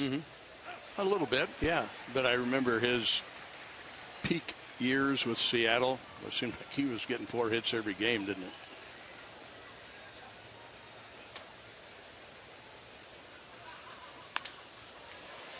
And just guides it out to Escobar to get the run home. So it's 2-1. Suzuki drives in just his 8th. And now 2 down in the 6th inning. That right there is a lost art, isn't it? Sure is. He just knew exactly what he wanted to do. Get the run home, just shorten up his swing, and just put it in play. You know who that reminded me of? Rod Carew. There you go. He was an artist with the bat. Best bunter I've ever seen. You know, they say hit the ball as hard as you can, but you can't guide it. That's not true of either Carew or Ichiro. Depending on what skills you have, because some can do that. And you know how they talk about great hitters don't necessarily make good hitting coaches? Well, that was not true in Rod Carew's case. I had him for 3 years with the Angels, and he was a joy to work for every day. That guy worked hard. He had his guys out there. He was attention to detail. And there's no wonder I had my best years as a big leaguer when he was my hitting coach. Yeah, that doesn't surprise me at all. I love talking to Rod. There are two guys I love to talk hitting. Well, three guys I love to talk hitting with: Hal McRae, Rod Carew, Charlie Lau. And they just had a different perception of it, and they could teach it. Yeah, because as Hud was saying, there have been many great hitters who truly didn't understand what they were doing. I mean, they just had the great natural ability, but taking that information and communicating it and passing it on to somebody else wasn't that easy.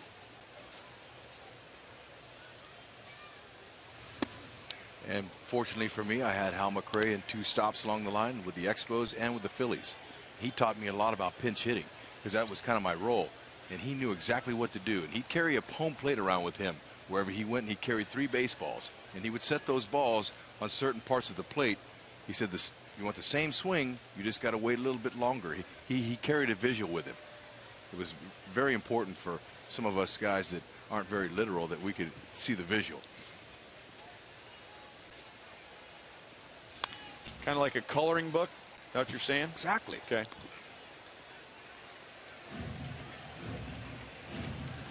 He's the one who taught me, when you come off that bench, you got to get in the game. You got to swing.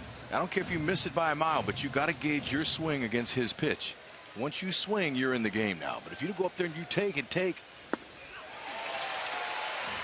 That is 8 strikeouts for James Shields. He has thrown 110 pitches in 6 innings. Oh boy.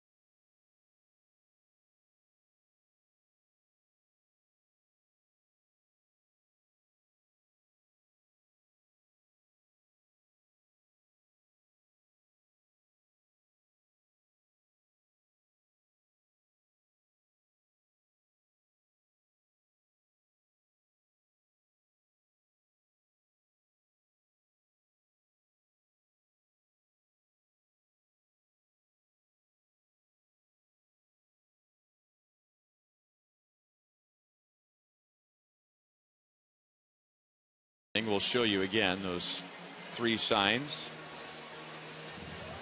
You just can't find a good feline singlet nowadays, can you?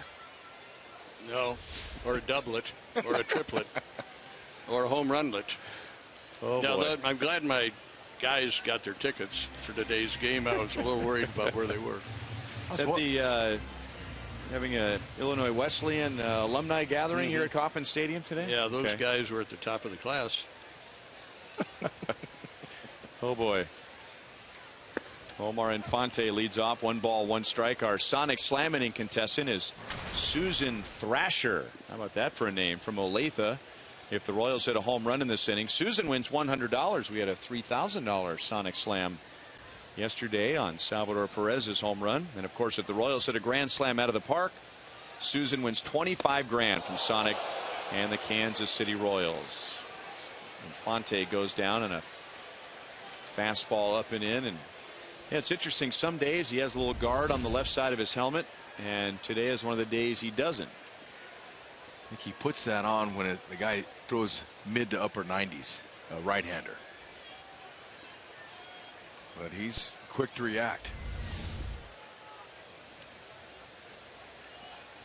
Sometimes a hitter gets really annoyed at that. I mean, he gets angry.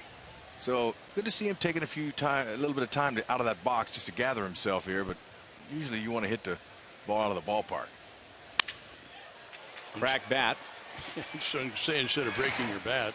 Yeah, didn't want to do that. No. And Fonte is 1 for 3. His base hit in the 3rd inning put an end to an 0 for 19. Well, Denny, I want to go back in time with you. Okay. While you're with us. That just sounded ominous. Just a few booths to our right. Kansas City native and a graduate of Rockhurst High School, David Cohn is broadcasting for the Yankees, and it was on this date in 1986 he came on as a reliever for Charlie Leibrandt the year after the Royals won the World Series. Hosmer rolls it out to Roberts, and there are 2 quick outs. Charlie Leibrandt had a tough inning, and David Cohn came on as a reliever. That was the beginning of his big league career. Ended up having 2 stints with the Royals. Yeah, he was so much fun to watch because he was very creative on the mound. And he would experiment in game. I mean, some guys will experiment in spring training or in the bullpen. He would experiment on the mound. He wanted to see what his ideas were going to be worth against big league hitters. And he had that pitch that he called Laredo. Remember that? He'd flip one up there at about 28 miles an hour. He was just fun to watch. I loved watching him pitch. Oh, yeah, but try to stand in that box against him. That's a different story. Sure. Cy Young in '94. That was the strike year, and still had 16 wins. He was a little bit, I always thought of like Greg Maddux. He just had a great feel for what the hitter was trying to do to him. Some pitchers never do figure out what the hitter's trying to do. They just go with their catcher and, okay, we'll throw him a fastball inside, then go away with a breaking ball, whatever. But Coney, and again, it goes back to the creativity on the mound. He was just so smart. He just knew what each hitter was trying to do, and he would counter it. Broken bat, and that's right out to Ellsbury in center field. We'll continue with Denny as we head to the 7th inning. Royals lead the Yankees 2-1.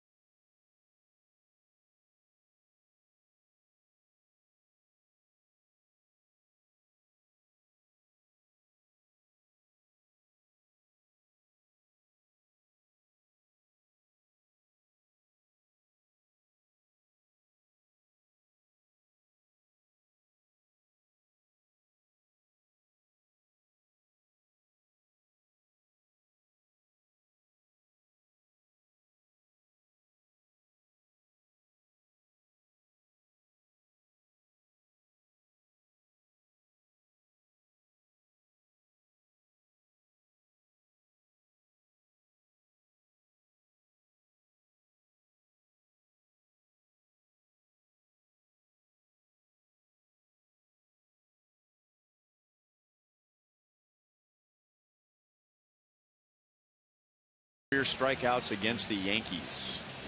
I'm going to go with Leo, Dennis Leonard. All right. I went with split. One of his nicknames was the Yankee Killer. How about you, Hud? I went with Split. Gooby. No. Split. Split was the answer. No, Gooby was the answer, but everybody thought it was Split. Mark Gubicza only got 8% of the votes, but he had the most strikeouts against the Yankees. But Split never threw a split. No, he didn't. That's odd, isn't it? The heck of a nickname. Yeah. Gooby had 109. Aaron Crow takes over in the 7th inning. James Shields was great today, especially pitching with men on base. It wasn't easy for him today, but he stranded 7 Yankees and 5 of those in scoring position. Yeah, and it probably wasn't so much the pitch count that got him.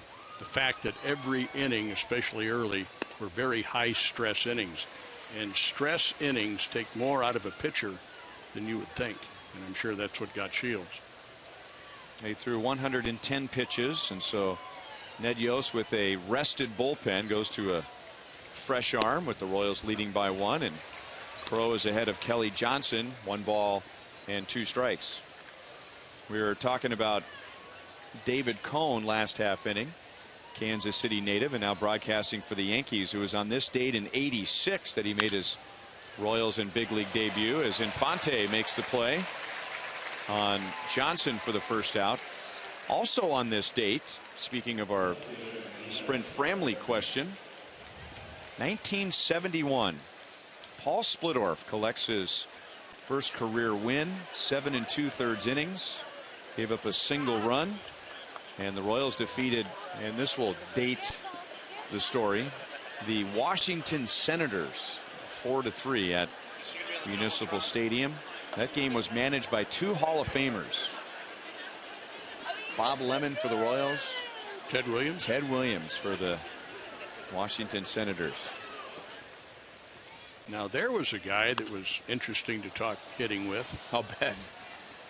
I remember in spring training in 1969 or maybe 70, Ted was a manager and Washington came over to play an exhibition game.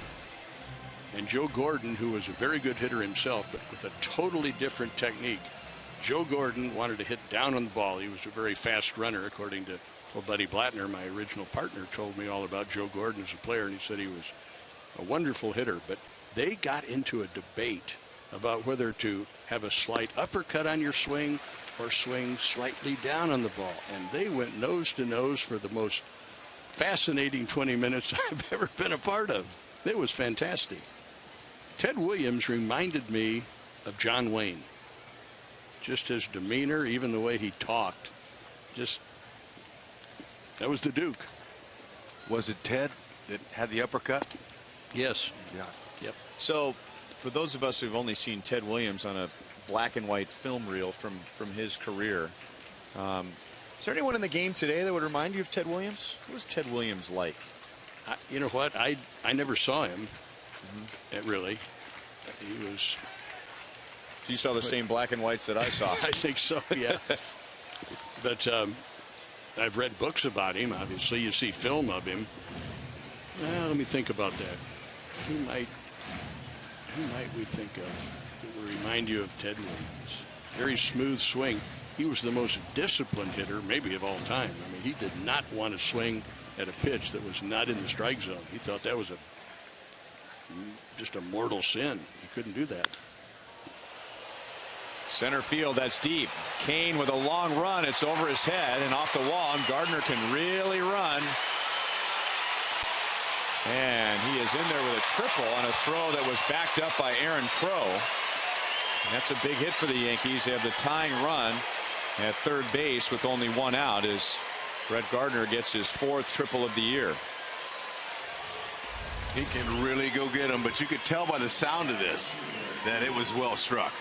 Lorenzo Cain, he ran as fast as I've ever seen him go to try to catch this. He took a direct route as always, but no chance. It was hit too well.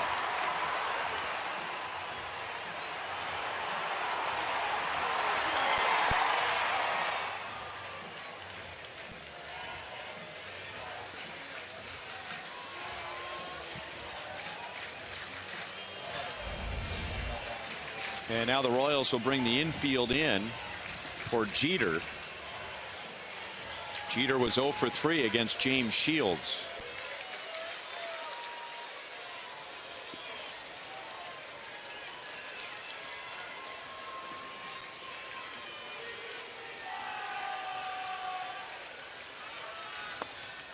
Low for ball 1. Jeter is 1 for 3 against Aaron Crow. Jeter's always been so clutch. That's the thing that everybody feared. Not only with the bat in his hand, but clutch defensively too. Didn't hit it hard enough, and Escobar will throw him out. So Jeter is 0 for 4, and Gardner stays put at third base. Nice pitch execution by Crow. He needed a pitch to get out of this little jam here, and he made it. Got him to offer out front. You don't see him very often roll over like that with his hands on a breaking ball. He usually stays back and shoots the ball to right field anyway. That's exactly what Crow wanted. That's what he did last night, Jeter. That clean single to right field. That's what surprised. I'm surprised as you are, Rex, as far as turning it over there. But now you can't relax if you're Crow. You've got a big out, yes, but you still got one to get. And it's the Yankees' hottest hitter right now, Jacoby Ellsbury, who doubled in the 3rd inning to give him a 13-game hitting streak.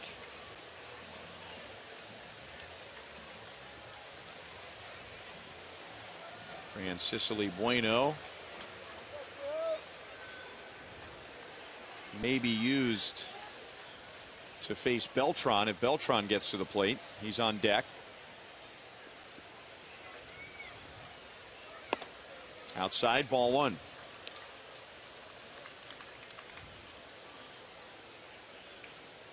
Ellsbury has just one at bat in the past against Aaron Crow, and he's singled.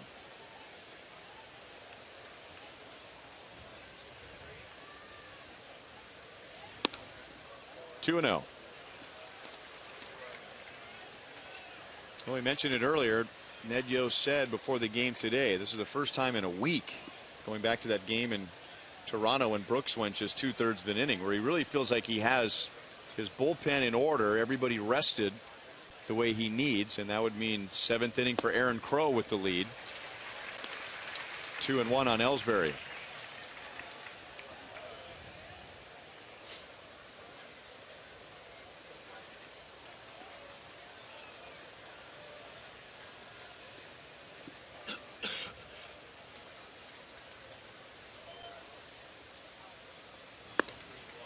And now 3-1. He's really pitching Ellsbury carefully. Yeah, I was going to say he may be dancing around him. Carlos still trying to bounce back from being on the DL. He just doesn't look that sharp at the plate. His timing is not great, so don't be surprised if he walks him. Well, and he threw him a strike there, but it wasn't a fastball. No. Wasn't going to challenge him. Ideally now this pitch is on Aaron Crow's terms, not the hitter's terms.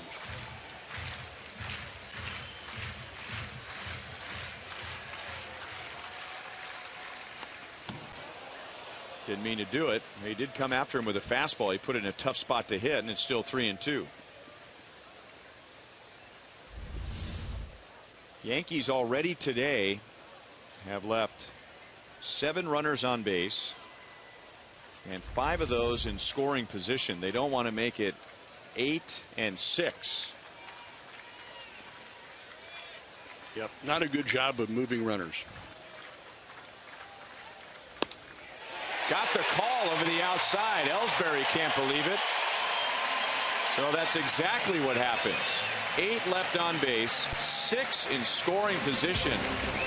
Denny, thank you.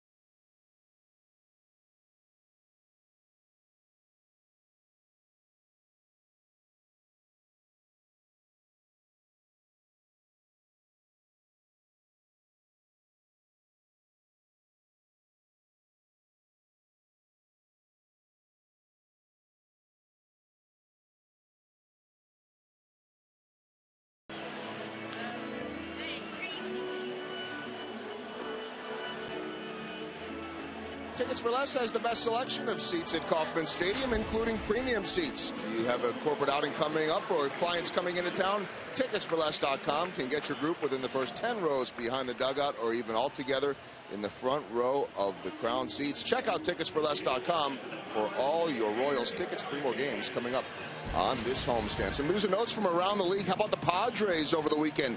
Drafting quarterback Johnny Manziel in the 28th round. Don't think that'll play out. The Washington Nationals drafted Cal Ripken's son Ryan Ripken in the 15th round. Minnesota Twins yesterday signing Kendrys Morales to a contract designated for assignment. Jason Kubel. Chris Sale had been the best pitcher in baseball since coming off of the disabled list. And in the 8th inning last night, the luck, or the talent, I should say, ran out for at least the moment because Mike Trout went deep on a grand slam. And the New York Yankees drafting Mariano Rivera Jr. over the weekend. So the draft is complete. A lot of names out there, including Tom Gordon, his son. We know about D. Gordon, who we'll see with the Yankees. D's brother was drafted over the weekend. Kyle Zimmer of the Royals farm system, his brother was drafted. A lot of famous names or current guys that are out there with siblings being drafted as the draft coming to a conclusion. Ryan? Thank you, Joel. It's always fun every year during the draft to see the sons and grandsons and siblings that are taken in the draft. Yeah, it is. Time to give that back into the bullpen a little cushion here, a little breathing room, so they don't have to be as stressful. However, Kuroda's done a nice job keeping him off balance, hitting all sides of the plate, trying to keep it out of the middle. Been throwing Alex a lot of those, a lot of the split fingers. 7 of Kuroda's 10 home runs given up this year have come on that pitch. So you mentioned it earlier in the broadcast, that pitch, if it floats out over the middle, it can be highly flammable.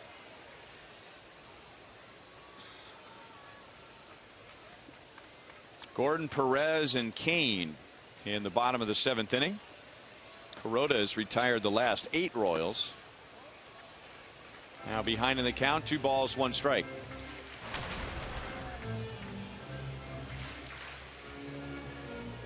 Alex has struck out and walked, and before today he was 6 for 8 against Kuroda with a couple of doubles.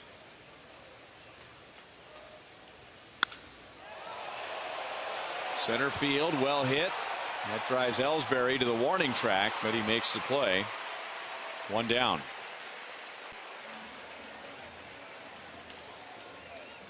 Good effort for both starters today. Kuroda didn't quite have the stressful innings that James Shields did.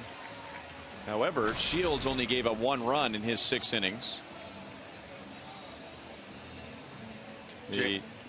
James was intense, passionate as always. First few innings, I thought he used too many of his 4-seam fastballs. He didn't go to his 2-seamer. One of the reasons he got into some trouble, in my opinion. However, he made the pitches when he had to. Mark of a true ace. Ball 1 to Perez. Yankees against James Shields. They stranded 2 in the first inning. They had the bases loaded, nobody out in the second, didn't score. Got a leadoff double in the third, didn't score. 1 out double in the fourth, didn't score. And the run he did allow was unearned because of a pass ball. Kuroda, on the other hand, Royals had 1 scoring inning, and that was in the second. Perez had a bloop single. Kane had a solid double. Moustakas had a bloop single, and the Royals scored 2. And he's only allowed 1 hit since that 2-run second inning. Royals have had just 7 base runners. 2-1.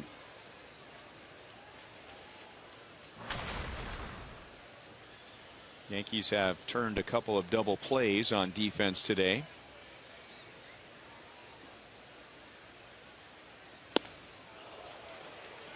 Two and two.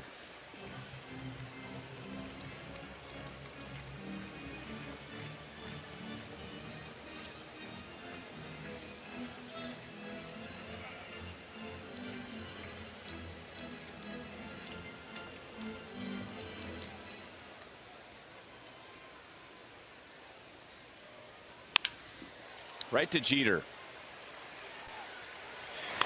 Well, it's off the bag, but Johnson's back in time for the second out. And now 10 in a row retired by Kuroda. As promised earlier in the game, here's the AT&T fan photo from Maui. Sisters Night. Thank you. At Mazzy Mouse. Good looking group of ladies.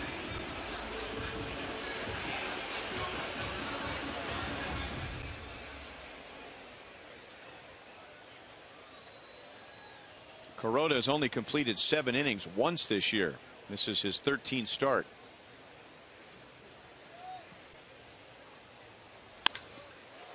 And caught at second base by Roberts, and it took a good play as Lorenzo Cain continues to swing the bat well.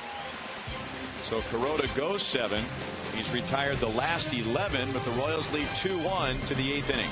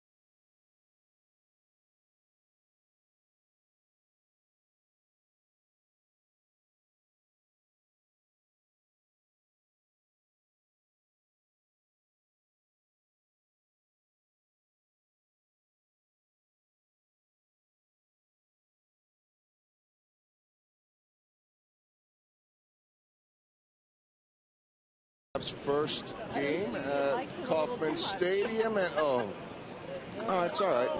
Cameras, no big deal. Kids do what they do.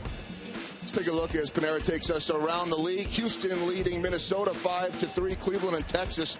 And Texas's bad luck continues. Mitch Moreland now out for the year, needs foot surgery. Chicago and LA just underway. Boston and Detroit going tonight. Anibal Sanchez in 50 and a third innings has not allowed a home run this season. To Baltimore we go, and Ubaldo Jimenez has allowed a home run. That will be a grand slam, and Ubaldo goes 2 1/3, 6 earned runs, 5 walks, and that 1 home run. All Athletics in that one, 10-0 in the bottom of the 8th. That's our Mazda game break. Some changes here, and I don't know if you guys saw it last night or not, but Joe Nathan pitching in a non-save situation with a 4-run lead. Gave up 2, didn't lose the game, but his ERA for Detroit now is over 7. Which seems impossible. Here's our Chevy call to the bullpen, and Wade Davis will get the 8th inning with Beltran, McCann, and Solarte coming up.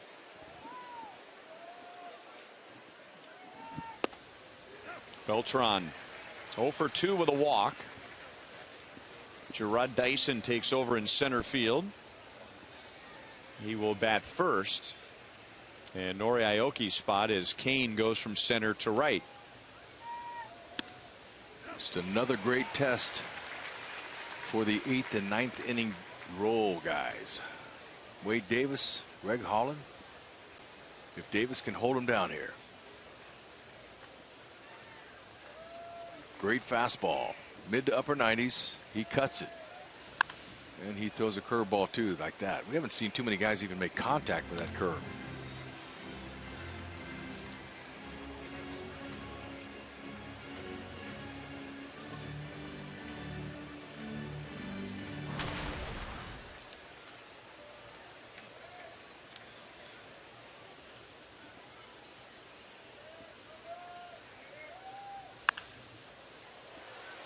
Foul again, still 0-2 on Beltran.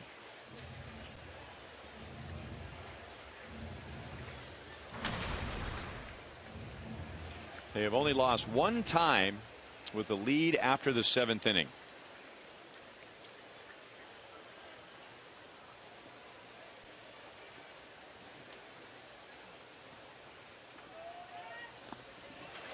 That ball bounces away from Perez, but he has time to get Beltran. So that completes the strikeout. That's 10 strikeouts for Royals pitchers today. Shields had 8. Crow 1. Davis 1. But that was a big one. His 500th career strikeout. There you go, Wade. Great job. He struck out at least one batter in 22 straight outings. There's that curveball again. Salvi did all he could. You never know which way it's going to bounce. And by the time Beltran found out, it's too late.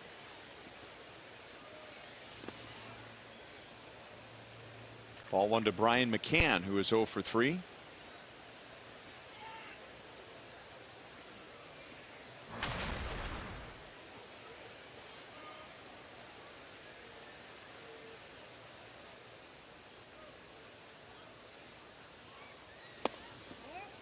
Two and 0.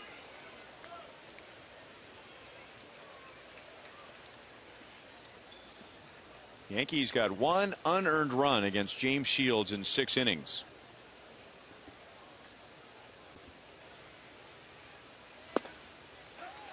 We were talking an inning ago about their offensive struggles and how they are way down the line when it comes to home runs. They are also 11th in the league in runs scored. They have not scored more than 4 runs in their last 9 games. A swing. Third base umpire Jerry Lane says that McCann went too far. 2 and 2.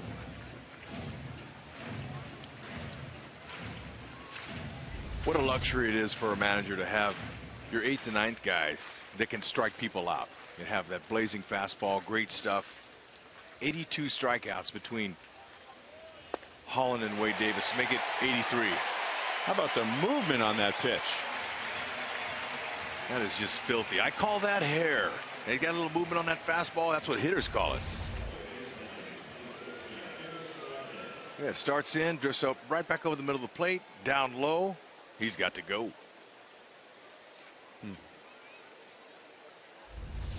Unhittable. 2 down to Yangervis Solarte. He has 2 hits today. And he scored the Yankees run on a ground out by Suzuki in the 6th inning. Ball 1, a little bit low.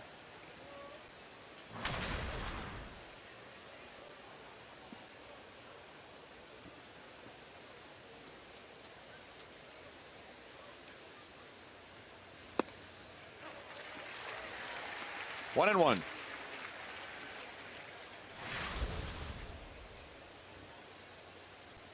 Lowest earned run average in the American League since April the 8th. It's so small you can hardly see it. 1 ball, 2 strikes.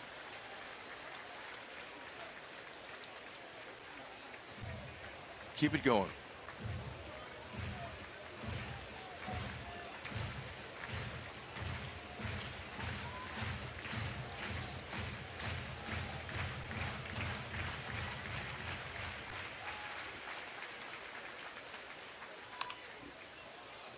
Somehow he got a piece of it, and it's still 1 and 2. He will go upstairs for a strikeout when he needs it. He'll get up on top of the 4 seams and looks good to the hitter, but hard to square up.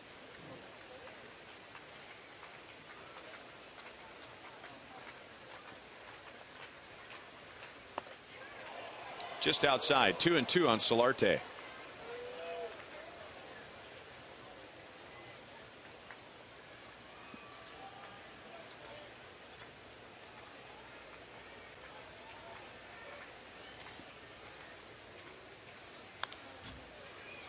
.96 in on the hands. 2 and 2. I mean, facing Davis, I mean, it's hard not to go up there and be defensive. I mean, to think I'm going to go up there and look for a fat pitch to drive. I mean, you're up there just kind of swinging like your life's on the line. No doubt. Got to look for the fastball, though. You have to be successful. Up the middle, Infante backhands, fumbled for a moment, but still gets it to Hosmer in time, and that's 18 consecutive scoreless innings for Wade Davis as the Yankees go down 1-2-3.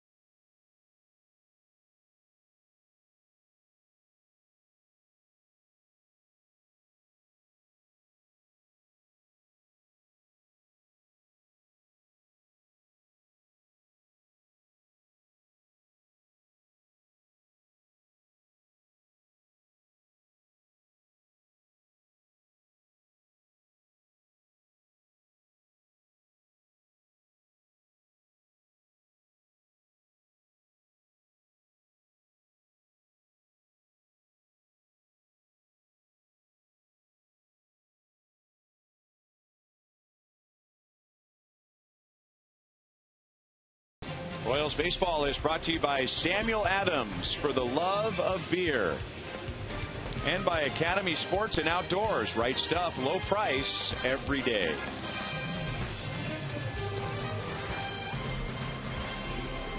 Royals with 2 in the second inning. The Yankees with an unearned run in the 6th, and that's it. Royals are into the Yankees bullpen. This is Adam Warren after Hiroki Kuroda gave up 2 runs in 7 innings. And Adam Warren will get Moustakas, Escobar, and Aoki, or Dyson. Adam Warren, he's going to go 90-97 with his fastball. He'll sink it, cut it, slider, curve, and a change. And one very important statistic that I wanted to say about Wade Davis, but I couldn't say it when he was out there. He's the only pitcher in Major League Baseball to not allow an extra base hit this season. Now, had I said it last inning, sometimes the baseball gods would get angry with that. But I feel safe to say that's a proud thing right there.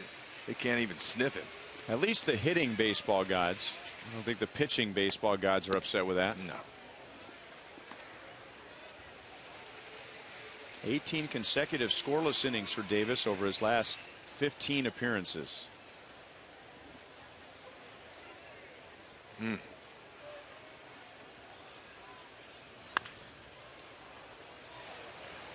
Now to Roberts, and Moustakas is out. He's 1 for 3, but right now his bloop RBI single in the second inning is the difference in the game. That's right. He may not be hitting high for an average, but he's playing that defense, and his hits have been timely. Love that. Fox Sports Kansas City is proud to support the Paul Splittorff Memorial Golf Classic. That's June 27th at Adams Point Golf Club in Blue Springs.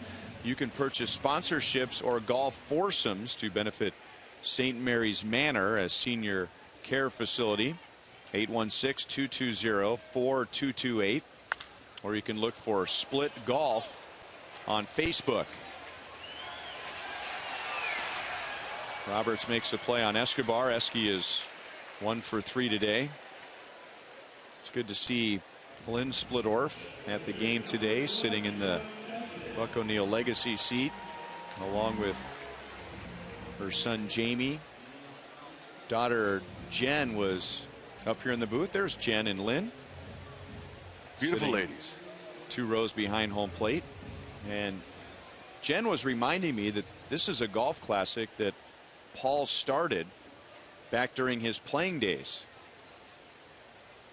So it's been over 30 years since the Splittorf family has been organizing or help organizing a benefit for St. Mary's Manor. And when Split began his broadcasting career, he handed some of that responsibility off, but the family's still involved, and now the golf tournament has been named in Split's honor. Dyson is out, 3 unassisted. So the Royals are down 1-2-3 in the bottom.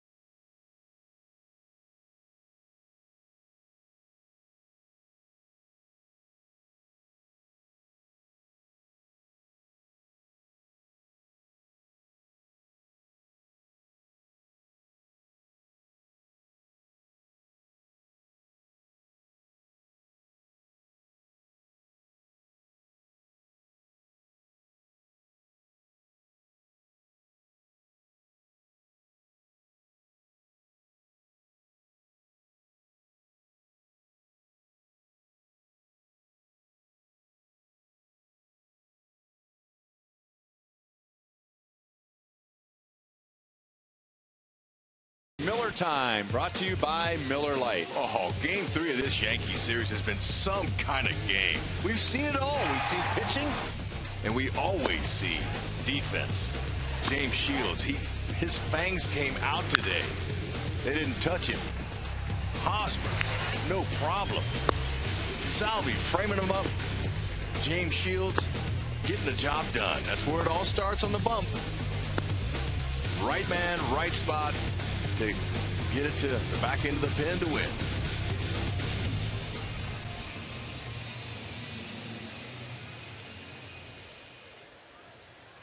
Ichiro Suzuki, Brian Roberts, and Kelly Johnson are the scheduled hitters.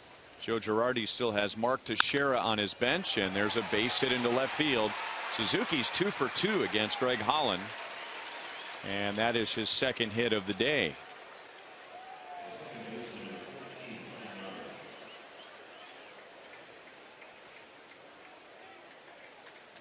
It was a case he was looking for that first pitch fastball. Got it. Soft hands.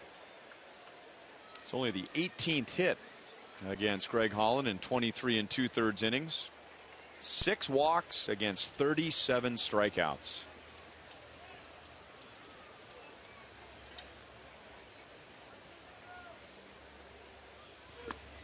And that gets through Sal. So 2 pitches into the 9th inning, and the Yankees have the tying run at second base. That's a wild pitch. This one's going to be interesting. Salvi normally gets ready a little bit sooner, but that was a fastball, so he wasn't calling for his slider or his split finger, and it got underneath his glove. Unfortunate there. 1 for 14 the Yankees have been today with runners in scoring position. Maybe they can hold them there. This is the first time Brian Roberts has seen Greg Holland. 1 ball, 1 strike.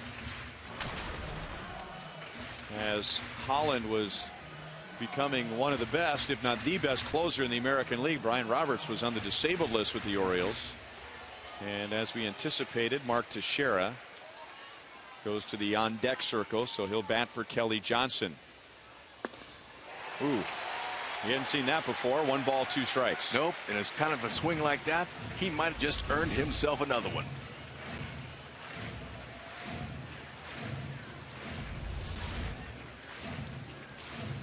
So he's really got to be careful back there and use those soft hands and keep those balls that bounce in front of it. Don't want him to each to get over to third base.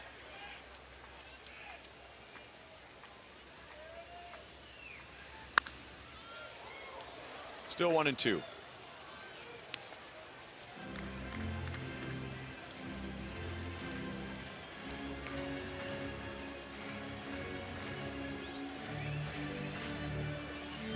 Holland had appeared in 3 straight games in that Cardinals series, Tuesday, Wednesday, and Thursday. The Royals didn't need him on Friday as they lost 4-2 to the Yankees, and didn't need him last night as the Royals won 8-4. That will not advance Suzuki as Alex makes the play. 1 down in the 9th.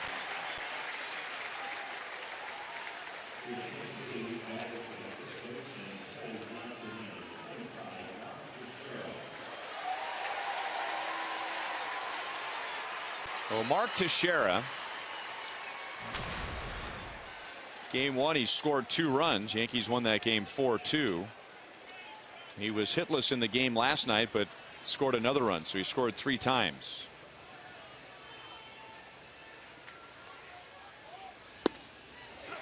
In for strike 1. Teixeira 1 for 2 lifetime as a hitter against Holland, and he's 1 for 1 as a pinch hitter this year off of Girardi's bench.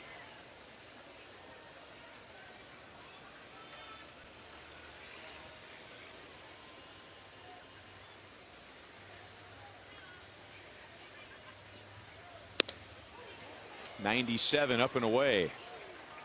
1 ball, 1 strike.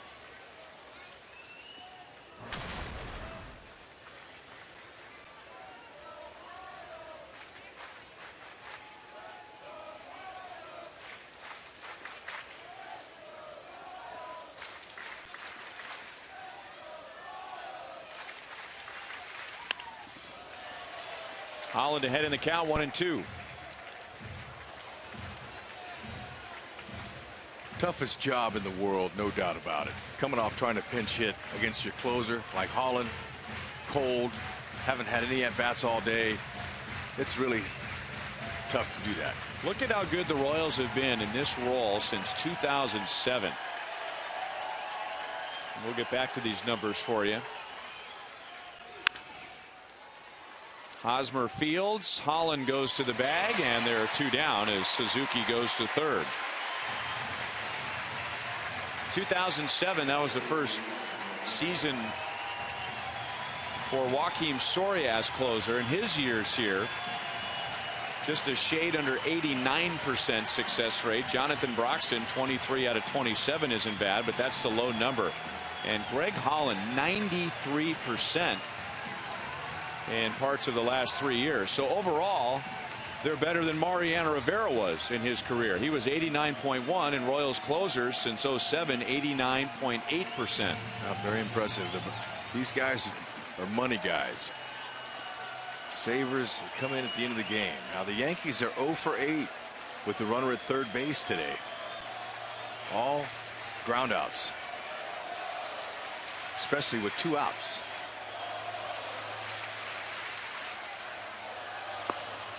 Strike to Gardner.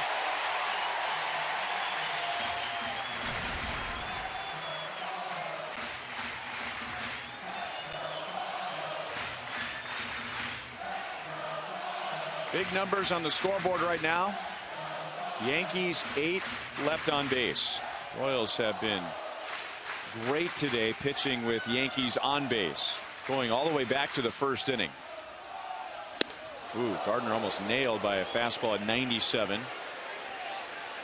Suzuki, remember, singled and went to second on a wild pitch, so he was at second with nobody out.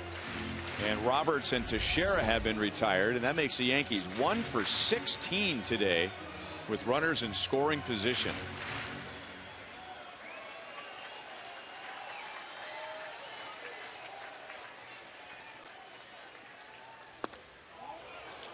Somehow he laid off that pitch. 2-1.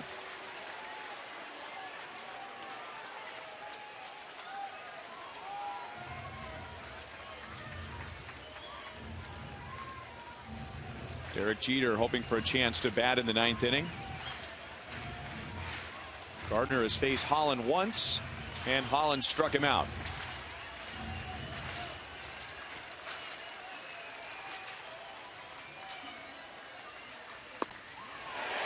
Got that call. 2-2.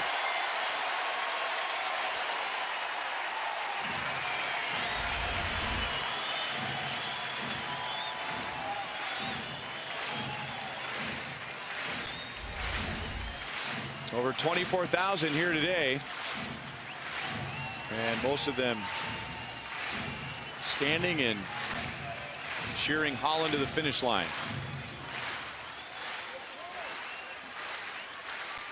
Two and two. Just got a piece of that fastball at 98.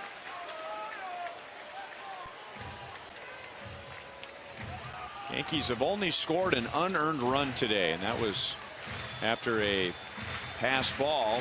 Got Solarte to third in the 6th inning. Suzuki got him home with a ground out. That's all that Shields allowed in 6 innings. Crow with a scoreless 7th. Davis another scoreless inning in the 8th. And Holland 1 strike away. A little high, 3-2. You would expect a hitter of Gardner's type, slashing hitter, good speed, top of the order, would be a really good bet to make contact.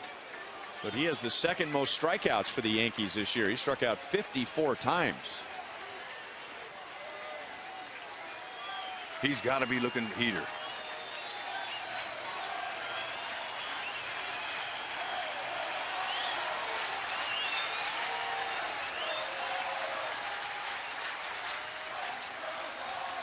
And timeout called by home plate umpire Mike DeMuro.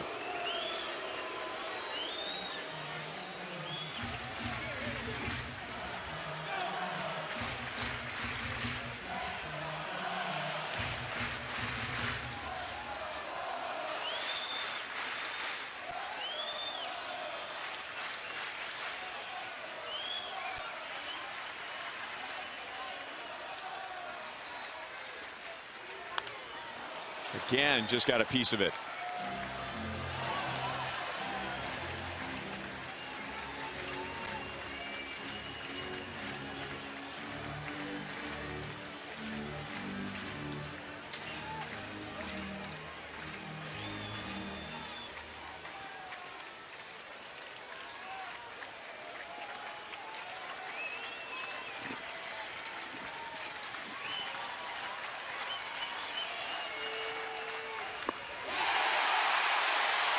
Sal down to first. Game over. Royals take a 2-1 advantage in the series. 3 scoreless innings for the Royals bullpen.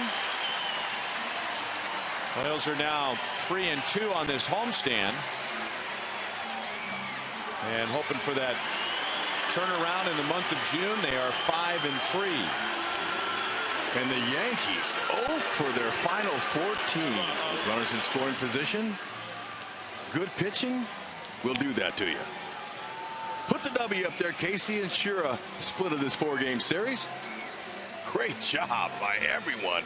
Pitching dominant today. 12 strikeouts for Royals pitchers today. Shields with 8, Crow 1, Davis 2, Holland with a strikeout to end the game.